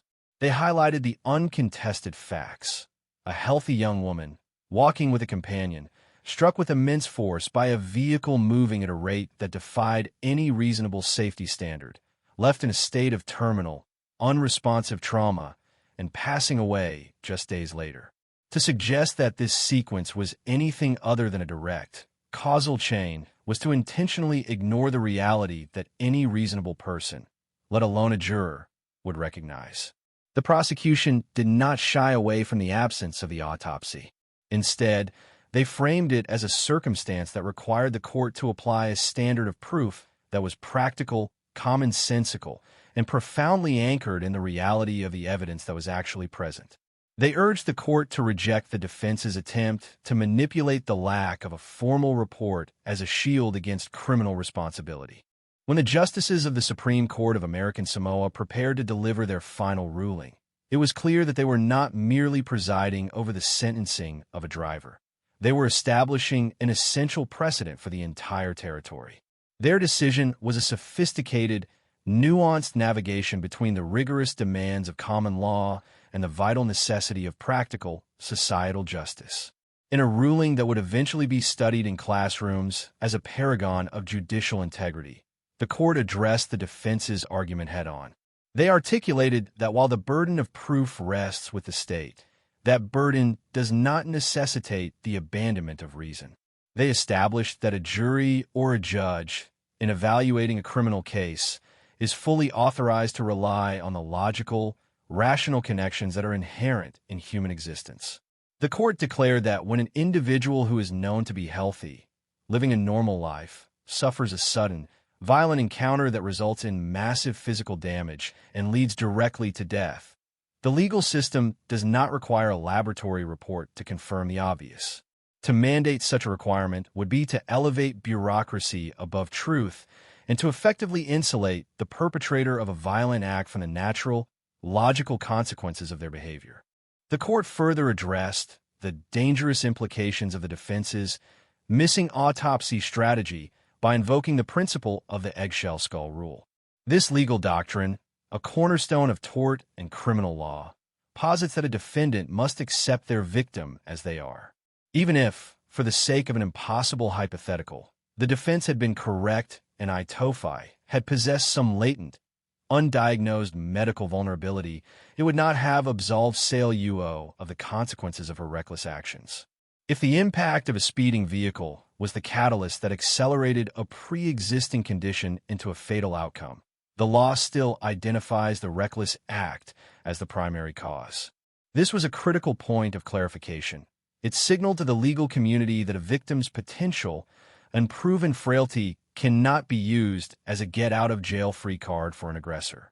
The court's rejection of the defense's premise was total and unambiguous. They signaled that the courtroom is not a space where the truth can be ignored simply because it hasn't been codified in a specific document. The justices affirmed that the totality of the circumstances, the high-speed impact, the witness accounts, the nature of the injuries, provided a basis for conviction that was robust, legitimate, and entirely beyond a reasonable doubt. The verdict itself was a moment of profound vindication for the family of Itofi Tasani, who had sat through the long, painful ordeal of hearing their daughter's life being debated in abstract terms. Sale Uo was found guilty of homicide by vehicle. The court's decision was not just a resolution to a specific case, but a firm, lasting message. It provided a clear, actionable definition of what constitutes a chain of causation in an environment where resources for formal pathology may be limited or where cultural practices may intervene with administrative processes. It essentially stated that a legal system cannot be held hostage by the absence of forensic perfection when the reality of the harm is so patently obvious to any rational observer. The ruling was a triumph of the human element of the law, ensuring that the reckless actions of a driver would be met with the full force of the justice system, regardless of the challenges posed by the procedural void. As the sentence was handed down, the weight of the moment settled over the courtroom. For the prosecutors and the investigators who had worked tirelessly to defend the truth against a cynical and relentless defense, this was the culmination of weeks of intense, high-stakes pressure. They had navigated the complexities of an unprecedented legal challenge and had succeeded in maintaining the integrity of their case. The defense team, for their part, had been forced to contend with a judicial authority that refused to prioritize procedural loopholes over the fundamental requirements of justice. The outcome was a clear confirmation that while the law is indeed a structured, rule-bound system, its primary purpose remains the pursuit of truth and the maintenance of societal safety. The reaction to the verdict throughout the islands was one of somber reflection. The case had served as a stark, unwanted reminder of the fragility of life and the critical importance of road safety. It had prompted a wider, uncomfortable conversation about the responsibilities of those behind the wheel and the vulnerability of those who shared the road. Yet there was also a collective sense of relief that the justice system had held firm. The community recognized that if the case had gone the other way, if the defense's tactics had succeeded, it would have created a dangerous, unassailable path for future recklessness. The precedent was set. The absence of an autopsy report would not act as a shield for those who destroy lives through their own negligence. This was a victory not just for the memory of Itofi Tasani, but for every pedestrian who would walk the roads of American Samoa in the future, knowing that the law protected them, regardless of the procedural hurdles that might arise in the aftermath of a tragedy. The resolution of the case did not bring back the young woman who had lost her life in the prime of her youth, nor did it erase the trauma of those who had witnessed her final moments. But it did provide a sense of closure, a clear, definitive statement that the law could distinguish between a genuine mystery and a calculated attempt to obfuscate the truth. As the courtroom eventually cleared, the finality of the decision hung in the air, a testament to the fact that when justice is properly served, it is because the court has refused to be blinded by technicality and instead has remained focused on the fundamental, indisputable reality of human responsibility. This was the conclusion to an arduous, deeply transformative legal episode, one that redefined the limits of what a defense can challenge and what a state must prove, ensuring that the legacy of Itofi Tasani would be one of clarity, truth, and the unwavering pursuit of justice within the unique, interconnected world of the islands. The case stood as a definitive, landmark example of how the law can operate as a protector of the vulnerable, proving that common sense and rational inference are not the enemies of justice, but rather its most essential companions in the search for an accurate and fair verdict. The conclusion of the legal proceedings regarding the death of Itofi Tasani resonated far beyond the walls of the Supreme Court of American Samoa, leaving behind a legacy that would permanently alter the landscape of jurisprudence in the territory and serve as a guiding beacon for jurisdictions grappling with similar constraints. The fallout of this case was not merely the conviction of Sale Uo. It was the establishment of a robust, protective precedent that reinforced the vital intersection of common sense and criminal liability.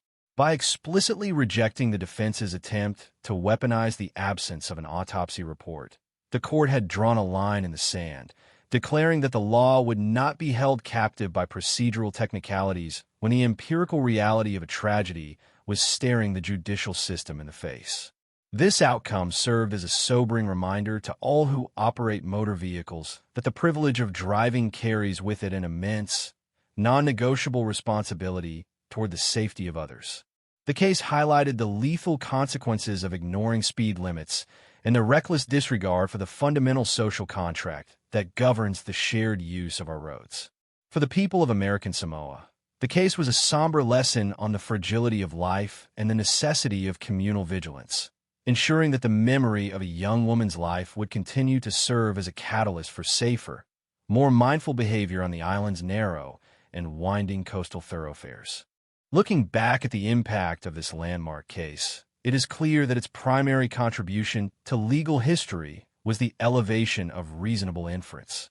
In an age where the demand for scientific certainty can sometimes lead to a paralysis of the justice system, the ruling in the Tasani case provided a necessary recalibration. It acknowledged that while forensic evidence is undeniably valuable, it cannot be the sole arbiter of truth in a system that also relies on the collective intelligence and rational deduction of its citizens. By validating the use of circumstantial evidence and logical, linear reasoning in the absence of a pathological record, the court empowered future prosecutors and judges to navigate the inevitable gaps that arise in real-world investigations. This is especially significant in remote or developing regions, where the immediate, culturally driven desire to bury the deceased might conflict with the clinical requirements of a standard, Western-style forensic investigation. The ruling ensured that justice would not be denied simply because the logistical capacity for a full-scale autopsy was not present at the moment of a crisis, thereby closing a potential loophole that could have encouraged future defendants to bank on the absence of forensic data to escape accountability for their actions. The enduring legacy of the no autopsy precedent extends to the broader understanding of causation in criminal law. The court's thoughtful application of the eggshell skull rule, a principle that requires defendants to take their victims as they find them, reaffirmed that the law serves to protect the individual regardless of their hidden medical vulnerabilities or biological fragility. This was a profoundly humanistic approach to justice, one that prioritized the victim's right to security over the defendant's attempt to shift the focus onto the victim's own physiology. It provided a shield against the cynical, dehumanizing strategies that are often employed in high-stakes defense litigation. As legal scholars and students of the law have since scrutinized this case, they have recognized it not merely as a tragic story of a life lost, but as a sophisticated exercise in judicial problem-solving. It demonstrates that the law is not a static, unyielding collection of rules, but a dynamic system that must constantly evolve to meet the unique challenges of the communities it serves. The case proved that judicial wisdom lies in the ability to balance the technical requirements of the courtroom with the inescapable, observable realities of the world outside its doors. Beyond the courtroom, the story of Itofi Tasani serves as a deep, reflective mirror for society. It forces us to confront our own relationship with the risks we encounter every day. We walk along roads, we ride in vehicles, and we engage with our neighbors with an implicit, shared assumption of safety. Yet, as the case so cruelly illustrated, that safety is incredibly precarious, and the actions of a single, reckless individual can shatter it in an instant. The tragedy serves as a perennial warning against the dangers of speed, the arrogance of disregarding safety limits, and the devastating, long-term impact of a single lapse in judgment. It invites us to consider the value of every human life and the profound responsibility we owe to one another as members of a shared society. For the families who have lost loved ones to the preventable violence of vehicular accidents, the outcome of this case offered a measure of validation, providing the comfort that their pain was seen, that the injustice they suffered was recognized, and that the legal system would not allow the truth to be silenced by the cold, calculated maneuvers of an adversarial defense. The reflection on this case also brings to light the vital importance of the investigative and prosecutorial efforts that took place during the trial. Those who stood for the victim were forced to work under immense pressure, navigating the ambiguity of the situation and the relentless challenges posed by the defense. Their success in this trial was not due to some extraordinary piece of hidden evidence, but rather to their steadfast adherence to the logic of the situation and their commitment to building a case that was fundamentally, unimpeachably sound. They demonstrated that the most effective way to counter the complexity of a legal challenge is often to return to the basics of truth and human reason. Their persistence in the face of uncertainty and their ability to articulate a clear, convincing narrative to the court are lessons that continue to resonate in the training of new legal professionals. The case stands as a testament to the power of thorough preparation and the necessity of keeping a laser-like focus on the primary issue at hand, the responsibility of the driver for the life they had taken. In the final analysis, the story of Itofi Tasani and the mystery of the missing autopsy has become a fundamental element of the legal culture in American Samoa and a point of interest for many around the world who seek to understand the resilience of the justice system. It is a story that refuses to be categorized simply as a cold case or a procedural failure. Instead, it is remembered as a triumph of judicial common sense. It teaches us that the law can and should be a living, breathing instrument of equity, capable of looking past the empty gaps in evidence to arrive at a conclusion that aligns with the fundamental dictates of fairness. While the tragic loss of a promising young woman can never be undone, the precedent established in her name ensures that her death was not in vain. It serves as a permanent, ironclad guardrail, preventing those who would act with reckless disregard for human life from hiding behind the shield of procedural incompleteness. The case remains a beacon of hope and clarity, reminding us that even in the most complex and contentious of legal arenas, the path to truth can be cleared if there is a collective will to reject the lure of obfuscation and embrace the light of reason and human accountability. As we conclude this exploration into one of the most intriguing and instructive cases in legal history, we are left with the undeniable impression that the search for justice is an ongoing, evolving process. It requires not just the knowledge of rules and statutes, but also the exercise of character, the courage of conviction, and an unwavering commitment to the reality of the human experience. The Supreme Court of American Samoa, in its decision to uphold the charges against Sale Uo despite the lack of a formal autopsy report, demonstrated a remarkable degree of judicial courage. They chose to lead rather than to follow, ensuring that the principles of justice would not be compromised by the lack of administrative perfection. Their legacy, and the tragic yet impactful story of Itofi Tasani will continue to serve as a vital point of reference for all who seek to understand how the law can protect, how it can adapt, and how it can, ultimately, provide a path to justice even when the facts of a case are buried deep beneath the earth. It is a story that demands our attention, our empathy, and our deep respect for the complex, often arduous, yet ultimately essential work of those who strive to uphold the rule of law.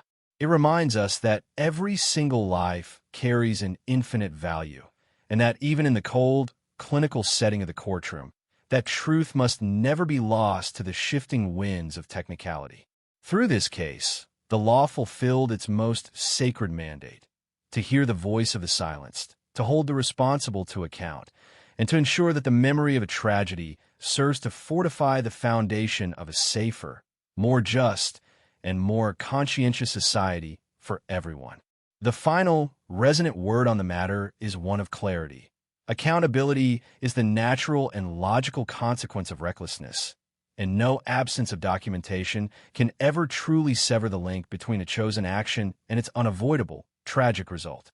The final chapter of this profound legal saga invites us to step back from the specific details of the courtroom and contemplate the deeper, philosophical implications of the precedents set by the Supreme Court of American Samoa.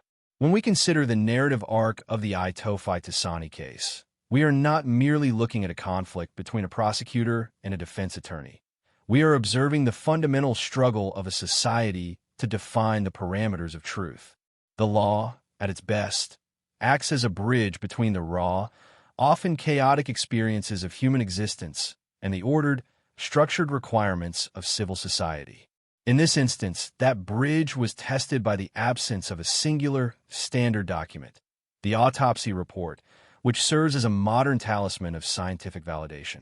By daring to look past the absence of this document and focusing instead on the holistic, logical reality of the events that transpired, the court affirmed a profound truth: that the law must possess the resilience to discern reality even when the mechanical markers of that reality are missing. This is a critical evolution in legal thinking, one that acknowledges that an over-reliance on forensic technology, while beneficial in many contexts, must not become an excuse for the abdication of common-sense judgment. This case also prompts a necessary reflection on the cultural dimensions of the judicial process.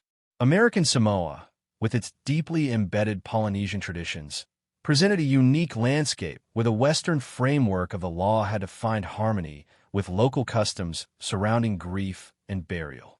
The fact that the court successfully navigated this terrain without delegitimizing the cultural practices of the family, while simultaneously upholding the integrity of the criminal law, is a testament to the court's institutional maturity.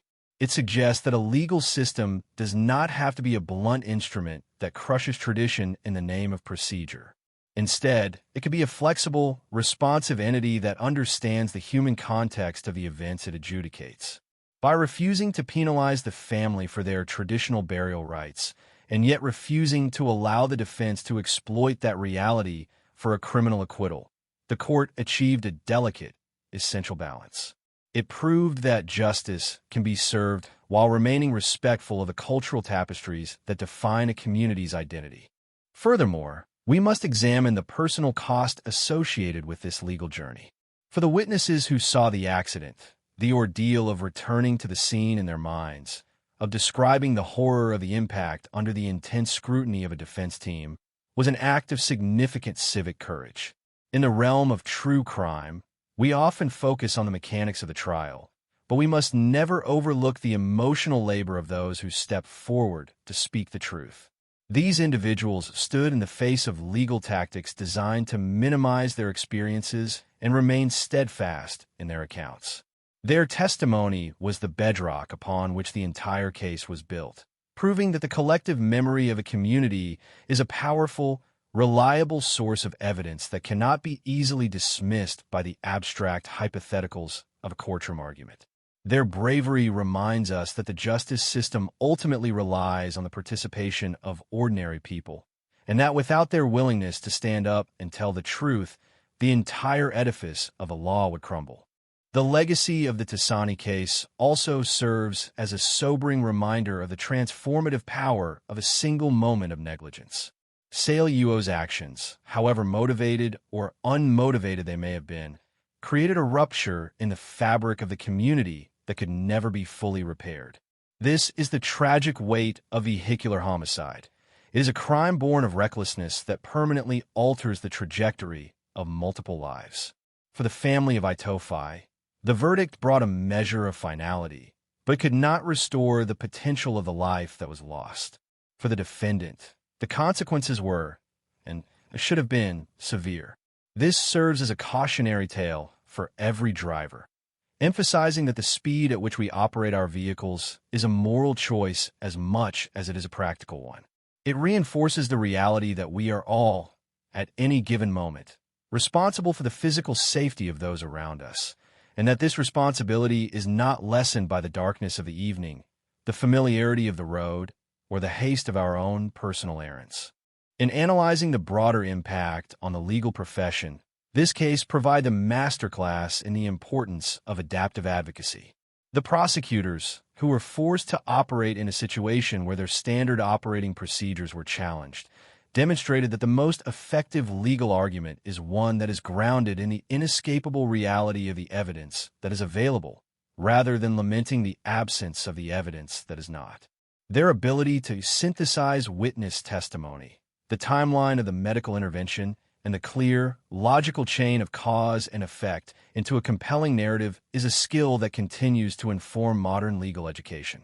It teaches us that a lawyer's primary tool is not just the ability to interpret codes and statutes, but the ability to translate the raw experience of human tragedy into a structured, convincing argument that resonates with the conscience of the trier of fact.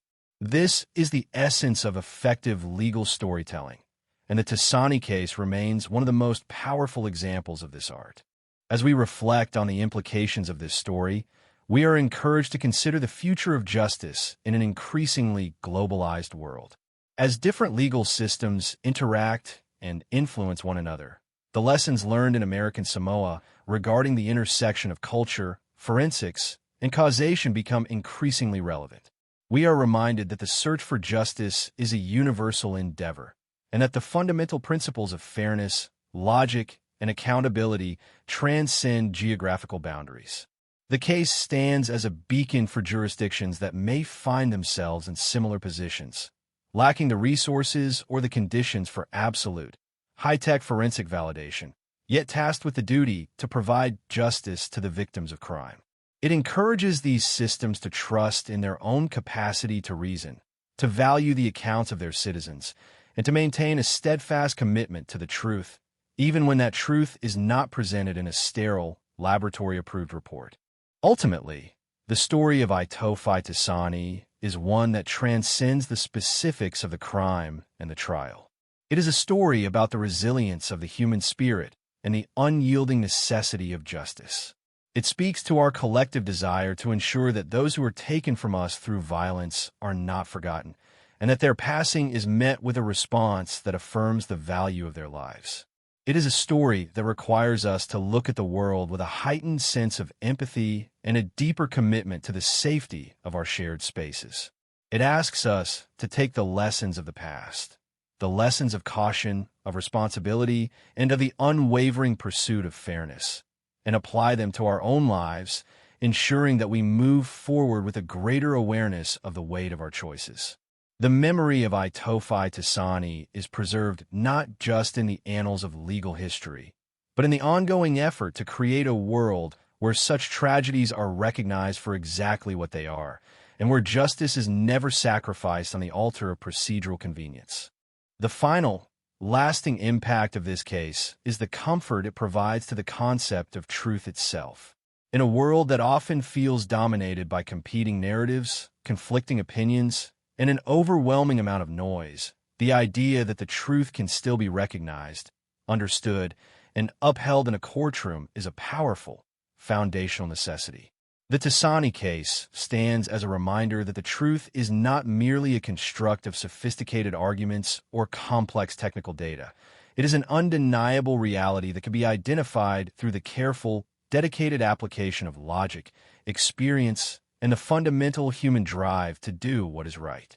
This is the enduring, hopeful legacy of this landmark episode, ensuring that for as long as there are those who seek justice, the lessons learned in the wake of Itofi Tasani's tragic loss will continue to guide the way, offering a clear, firm light in the sometimes murky and challenging waters of the criminal justice system.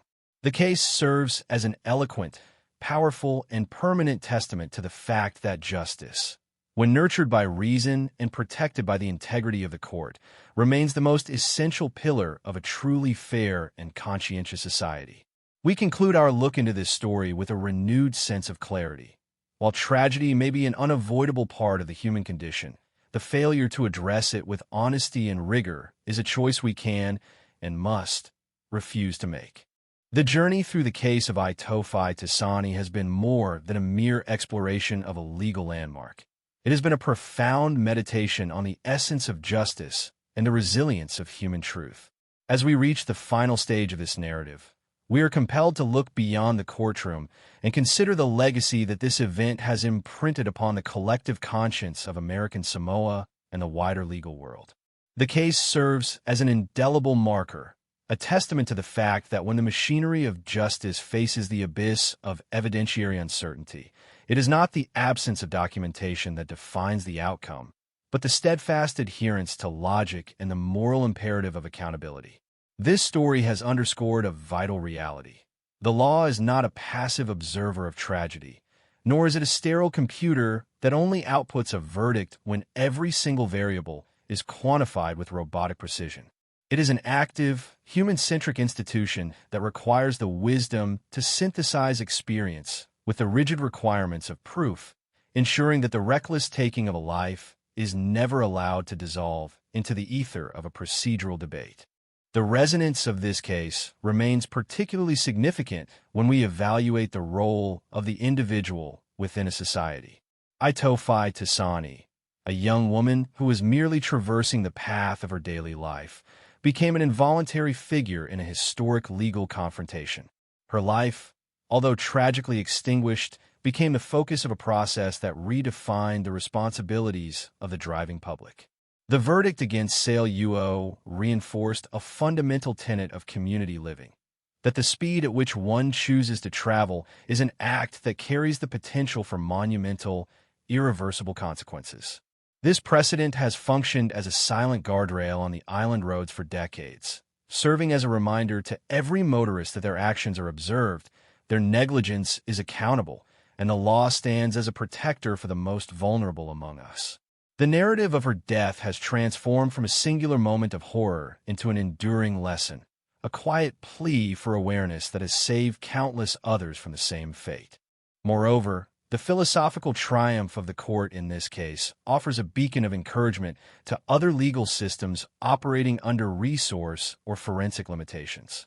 In many parts of the world, justice is often perceived as an expensive, high-tech endeavor, one that is only available to those who can afford the most advanced pathological studies or the most intricate accident reconstruction experts. The Tasani case stands in defiant opposition to that elitist notion. It asserts that the truth is accessible even in the absence of specialized tools, provided that there is a court willing to exercise its capacity for reason and a legal team committed to presenting the narrative of the truth with clarity and resolve. This is a democratizing principle in the field of law. It democratizes the ability to achieve a verdict, ensuring that the quality of justice is not determined by the presence or absence of a laboratory report, but by the integrity of the process and the steadfast commitment of the judiciary to look at the world as it truly is, rather than as a collection of missing papers. We must also acknowledge the role of the community in this narrative. The villagers, the first responders, and the loved ones who kept the vigil were not merely passive observers. They were the guardians of the truth.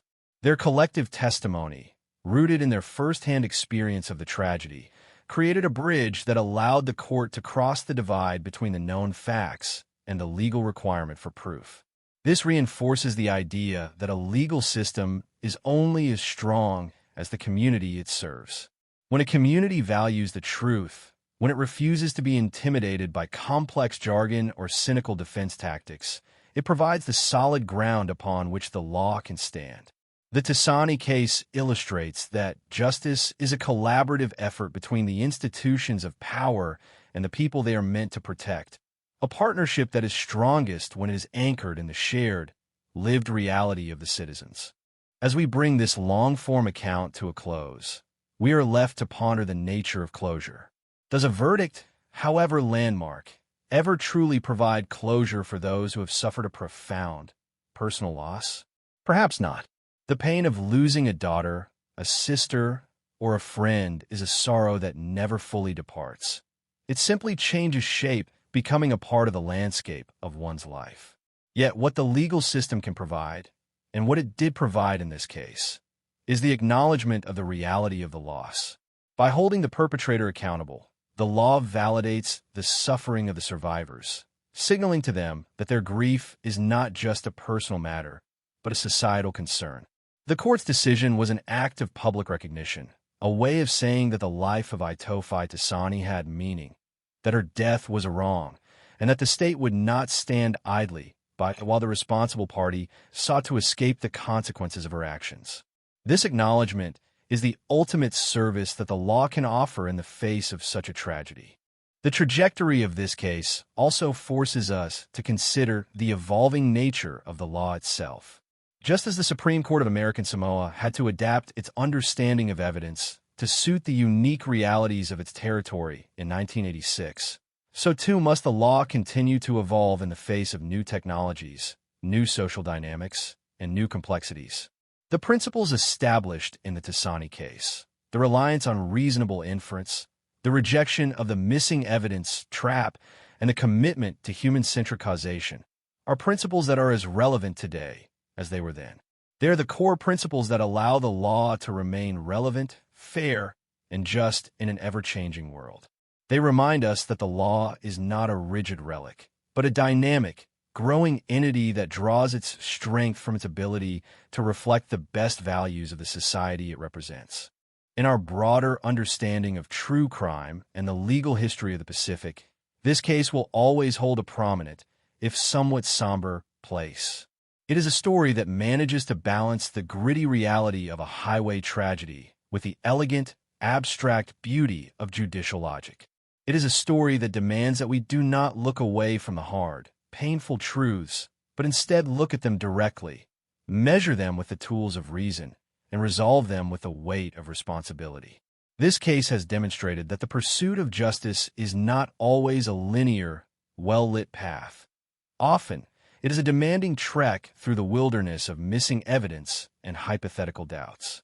Yet, as the Tasani case proves, the destination is worth the struggle, and the truth, when it is finally anchored by the decision of a court, becomes an enduring foundation for the stability and the morality of our civilization. As we depart from the story of Itofi Tasani, let us do so with a renewed sense of purpose. Let us remember that every legal decision is a reflection of the society we strive to be, and every verdict is a brick in the wall of our collective security.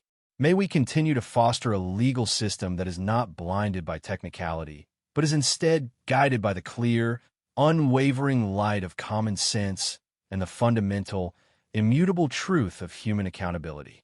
The legacy of this young woman, lost in the prime of her life, is not one of shadows or doubts, but one of light, clarity, and the profound, undeniable truth of the consequences of our choices. May we carry this lesson with us, acting with the care and the awareness that the world requires of us, and upholding the integrity of the law as the final, most reliable shield for the precious, fragile nature of our human existence. This has been a testament to a case that, even decades later, challenges us, teaches us, and reminds us that justice is not just a concept to be studied, but a cause to be lived, fought for, and protected in every moment of our shared journey together in this life. We close this final chapter with the quiet confidence that the story of Itofi Tasani is not merely a piece of legal history, but a living, vital part of our ongoing commitment to truth and the unwavering pursuit of a world where justice is always the ultimate, inevitable, and righteous conclusion. As we turn the final page of this long and intricate examination of the Itofi Tasani case, we are left with a lingering resonance that transcends the particulars of the courtroom. It is a story that has come full circle from the quiet, rhythmic life of a village in American Samoa to the profound silence of a hospital room, and finally to the monumental, echoing halls of the Supreme Court. The ultimate lesson of this saga is not merely that justice was served, but that the very definition of justice was expanded to accommodate the complexities of human existence. When we strip away the legal terminology, the cross-examinations, and the procedural maneuvers, we are left with a fundamental truth. The law exists to protect the sanctity of life, and it must possess the courage to see that sanctity even when the most conventional markers of scientific validation are stripped away. The Tasani case stands as a permanent reminder that common sense is not the enemy of the law, but its most essential partner. When a society begins to prioritize the abstract, theoretical loopholes over the undeniable, observable truth, it risks losing its moral compass. The court in American Samoa, by rejecting the defense's attempt to construct a phantom reality out of a missing autopsy, demonstrated a profound institutional confidence. They recognized that the burden of proof is not an invitation to engage in speculative fiction, but a serious, sober process aimed at discerning the reality of what occurred. The ripples of this case have influenced generations of legal minds who study the delicate balance between forensic rigor and the practical realities of criminal justice. It poses the question, to what degree should our legal systems be tethered to technological and pathological mandates? The answer provided by the Tasani ruling is that while such tools are invaluable, they are not the sole arbiters of legal truth. The law is a human creation, meant to serve human ends, and it must therefore reflect the capacity for reason and logic that is inherent in the human experience. This is a comforting thought in an era that often feels overwhelmed by data and the demand for absolute, quantified certainty. It suggests that there is still a place for the careful application of logic, for the synthesis of circumstantial evidence, and for the courageous assertion of truth in the face of persistent doubt. It reinforces the idea that we can and must trust in our ability to distinguish between a genuine mystery and a calculated strategy of obfuscation. This is the intellectual legacy of the Tasani case, a legacy of clarity, precision, and an unwavering commitment to the practical application of justice. We must also reflect on the role of the individual in the face of such a monumental struggle. Itofi Tasani did not choose to become a symbol of legal reform, yet her life and death have come to define an essential aspect of the American Samoan legal identity. Her story serves to humanize the often impersonal process of the law. Behind every statute, every motion, and every judicial opinion are the lives of real people who have been affected by the actions of others. The court's decision to prioritize the reality of her death over the absence of a document was a final, profound act of respect for her existence. It signaled that her life was not a variable in an equation, but a precious entity that demanded accountability. This perspective is vital for all who participate in the legal process, from the students of law to the seasoned practitioners. It serves as a reminder that the ultimate goal of the system is not to win an argument, but to uphold the value of life in the eyes of society. In the years since the verdict, the village where this tragedy occurred has continued to move forward, its rhythm sustained by the same traditions that were present in 1986. Yet, the memory of that fateful evening and the subsequent battle in the Supreme Court remains etched into the community's history. It is a history that serves to fortify the social fabric, reminding the inhabitants of the responsibilities they owe to one another as they share the road and the rhythm of their daily lives. The case has become a part of the cultural lore of the islands, a cautionary tale that is passed down, reminding the young and the old alike of the lethal potential of speed and the vital importance of being a mindful, conscientious neighbor. This is the way that the trauma of the past is integrated into the wisdom of the future, transforming a singular act of destruction into a collective commitment to safety and mutual respect. The international perspective on this case also provides a fascinating study in the universality of certain legal challenges.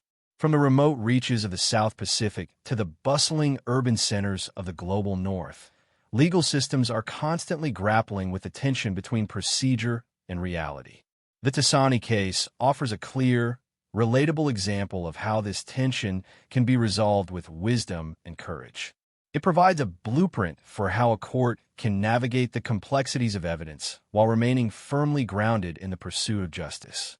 As our world continues to shrink, and as legal systems become more interconnected, the lessons learned in this small territory will continue to be relevant, serving as a beacon for those who find themselves navigating the treacherous, often opaque waters of the criminal justice system. It is a story that proves that the search for fairness is a global pursuit, and that the principles of equity are the threads that bind us all together in our common endeavor to build a more just and safe society. As we bring this extended, multi-part exploration to an end, let us carry with us the core values that have emerged from the history of this case. Let us commit ourselves to a world where we act with the knowledge that our choices have profound, lasting consequences for the lives of those around us. Let us advocate for legal systems that are robust enough to defend the truth and flexible enough to honor the human realities they are meant to protect. Let us value the common sense and the rational inference that define our ability to perceive the world around us. And, above all, let us keep the memory of Aitofi Tassani in our thoughts as a symbol of the resilience of the truth and the unwavering necessity of accountability. May her legacy continue to illuminate the path toward a future where justice is not just a distant, lofty goal, but a living, breathing reality that informs every decision, every action, and every moment of our shared existence. This concludes our exhaustive, deep dive exploration into the mysteries, the trial, and the lasting impact of the Aitofi Tassani case. Through these thousands of words, we have sought to honor the complexity of the events and the weight of the legal precedent that emerged from them.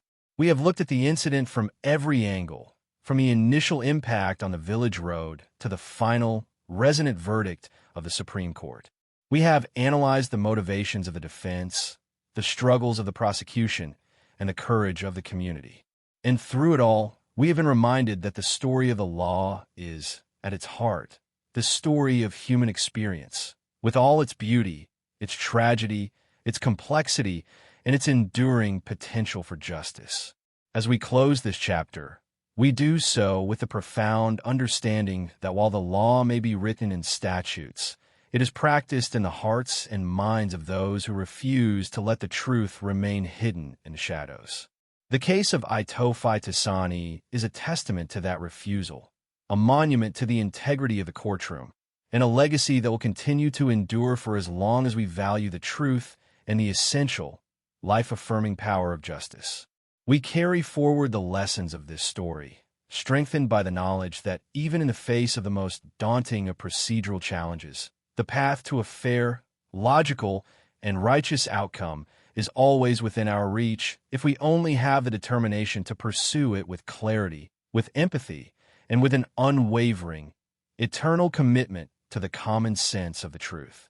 It is a narrative that has shaped our understanding of the law, and, more importantly, it has shaped our understanding of our collective duty to one another, leaving us better equipped to navigate the challenges of our future with the wisdom and the perspective gained from this significant, impactful journey through the annals of justice.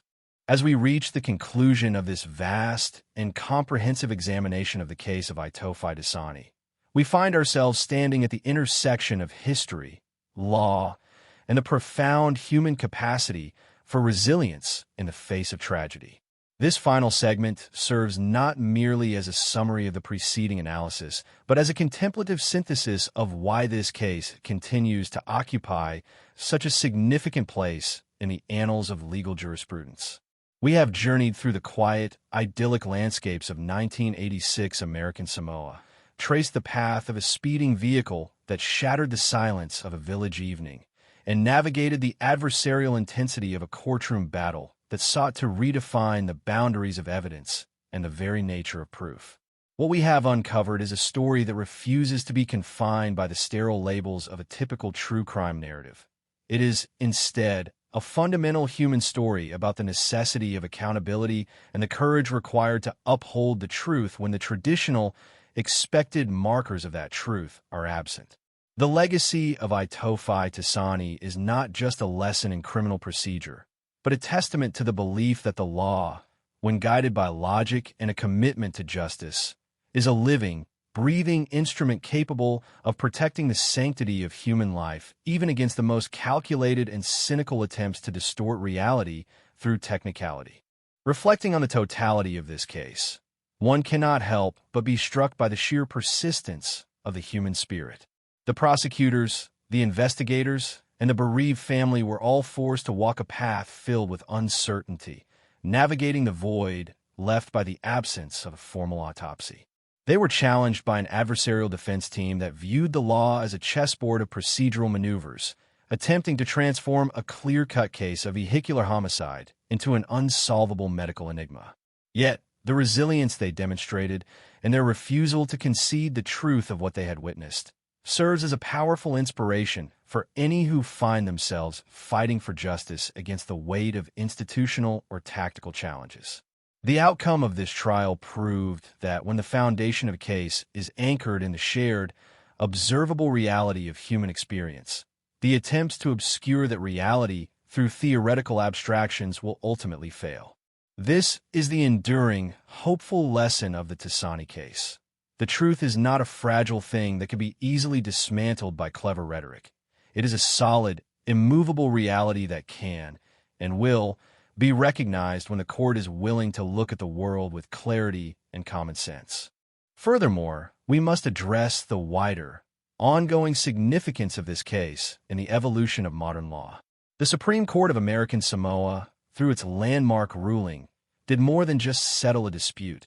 It set a standard for judicial wisdom.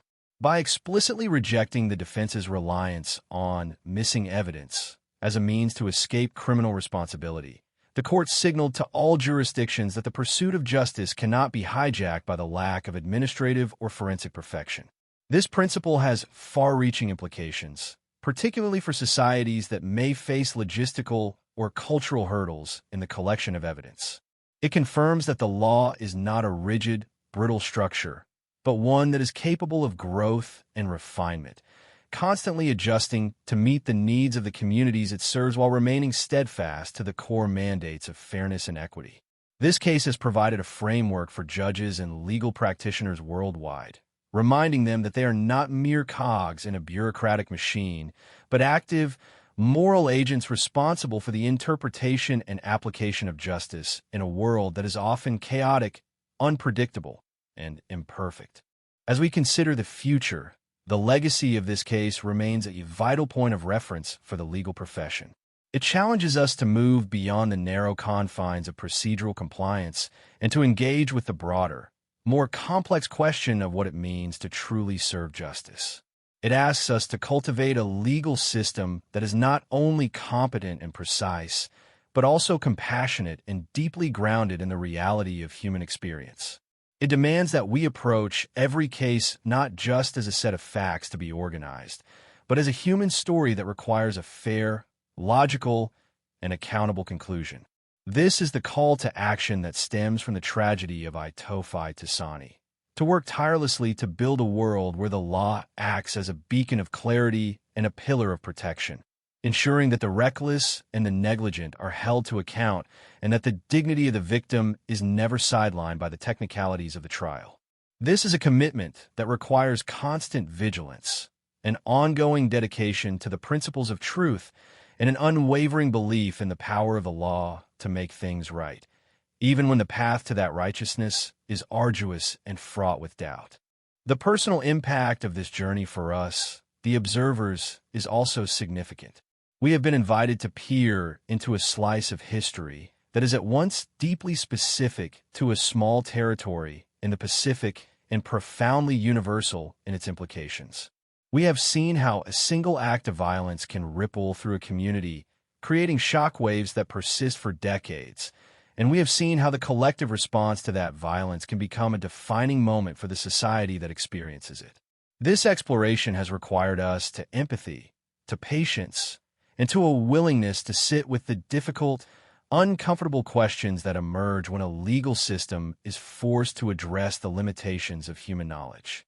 We have been challenged to understand the pain of the survivors, the logic of the lawyers, and the courage of the court. In doing so, we have perhaps gained a deeper, more sophisticated understanding of the law itself, not as a distant, abstract authority, but as a reflection of our collective values and a manifestation of our shared commitment to the truth. As we finally close the book on the Itofi Tasani case, we are left with a sense of profound clarity. The darkness of that evening on the village road was met with the light of the courtroom. And though the loss of a life was an indelible tragedy, the resolution of the case stands as a firm, immovable point in the history of justice. We are reminded that the law is a shield for the vulnerable, a sword for the truth, and a necessary, stabilizing force for the society that embraces it. We are reminded that the absence of a piece of paper can never undo the presence of a truth, and that when we are faced with the choices between obfuscation and accountability, we must always have the integrity to choose the latter. This is the final, resonant takeaway from our exhaustive journey, that the pursuit of justice is the highest calling of a civilized society, and that as long as we remain dedicated to the truth, even in its most challenging forms, we have the power to overcome the shadows of the past and move toward a future defined by fairness, safety, and a deep, enduring respect for the value of every human life. In our collective memory, Itofi Tasani lives on not just as the victim of a senseless act, but as the inspiration for a legal precedent that continues to protect others. Her name is associated with a triumph of common sense and a landmark affirmation of the human element in the administration of law. It is a legacy of empowerment, a legacy of clarity, and a legacy that will continue to guide the way for all who seek the light of justice in the sometimes difficult, often demanding, but always essential work of upholding the truth. We take these lessons with us, strengthened by the knowledge that the law is capable of profound wisdom, that justice is a cause that is worth every ounce of effort, and that the story of our shared humanity is one that continues to be written by our commitment to one another, to the truth, and to the unwavering, eternal pursuit of what is fair, what is logical, and what is right in the eyes of the law and the conscience of the world. With this, our comprehensive analysis is complete, having honored the complexity of the case, the dignity of the victim, and the enduring principles of justice that were so clearly and courageously reaffirmed in the Supreme Court of American Samoa. We move forward now with a clearer understanding of the legal landscape and a renewed appreciation for the essential role that common sense, logic, and the commitment to truth play in the survival and prosperity of a just and conscientious society.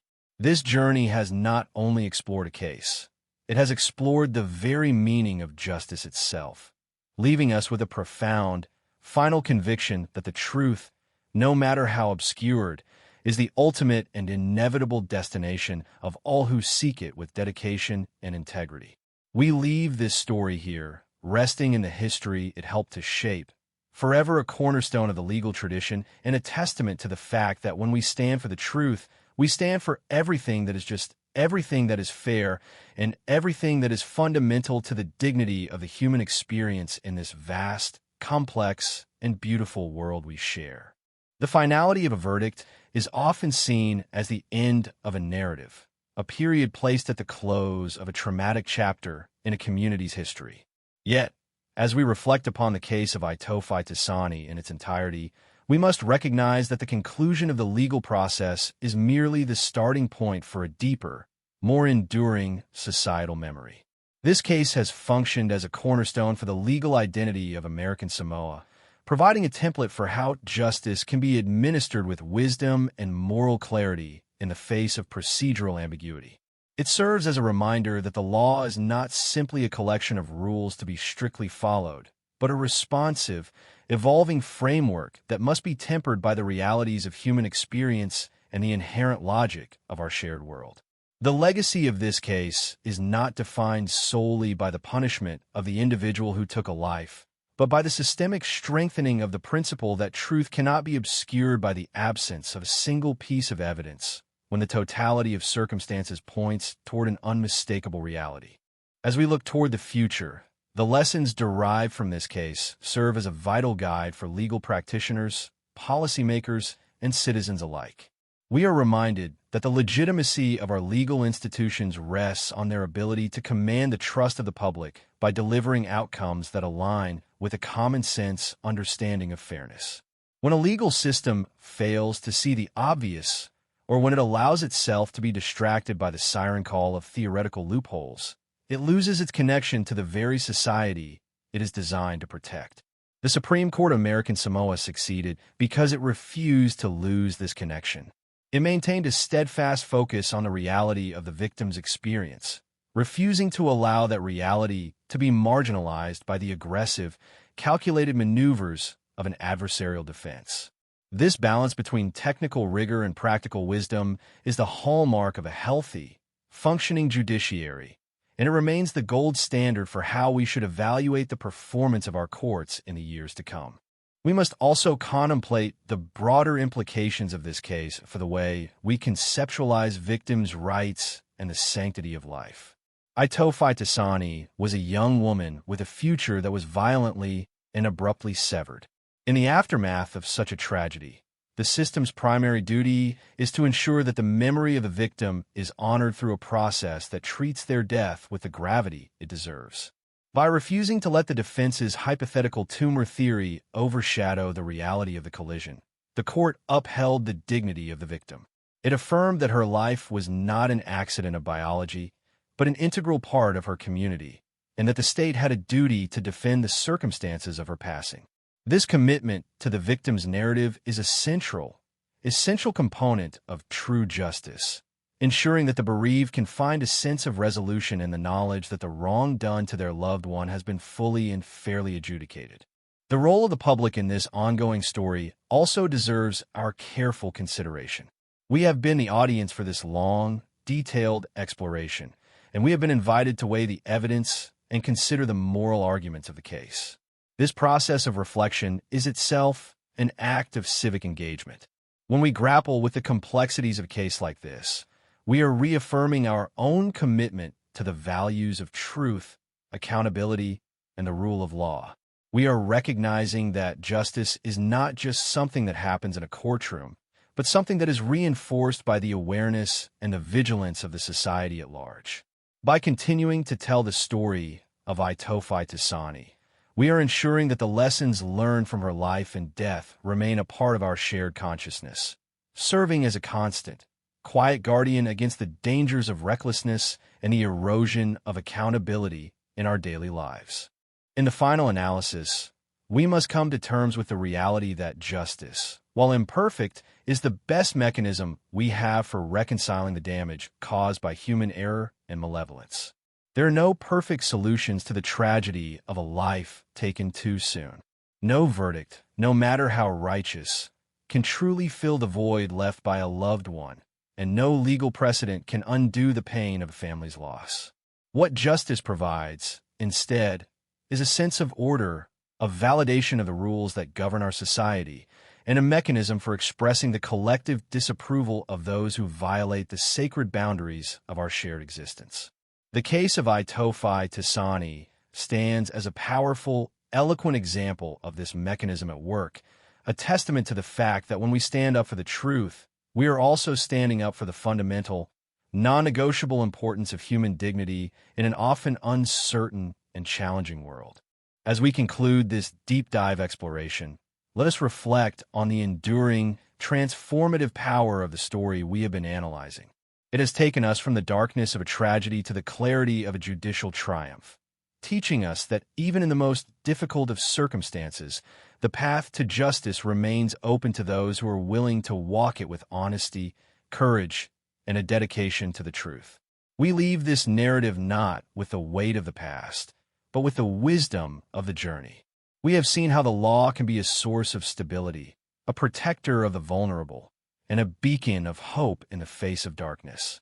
This, ultimately, is the highest calling of the legal system and the most precious gift it can offer to a society that is trying its best to move forward through the inevitable difficulties of the human condition.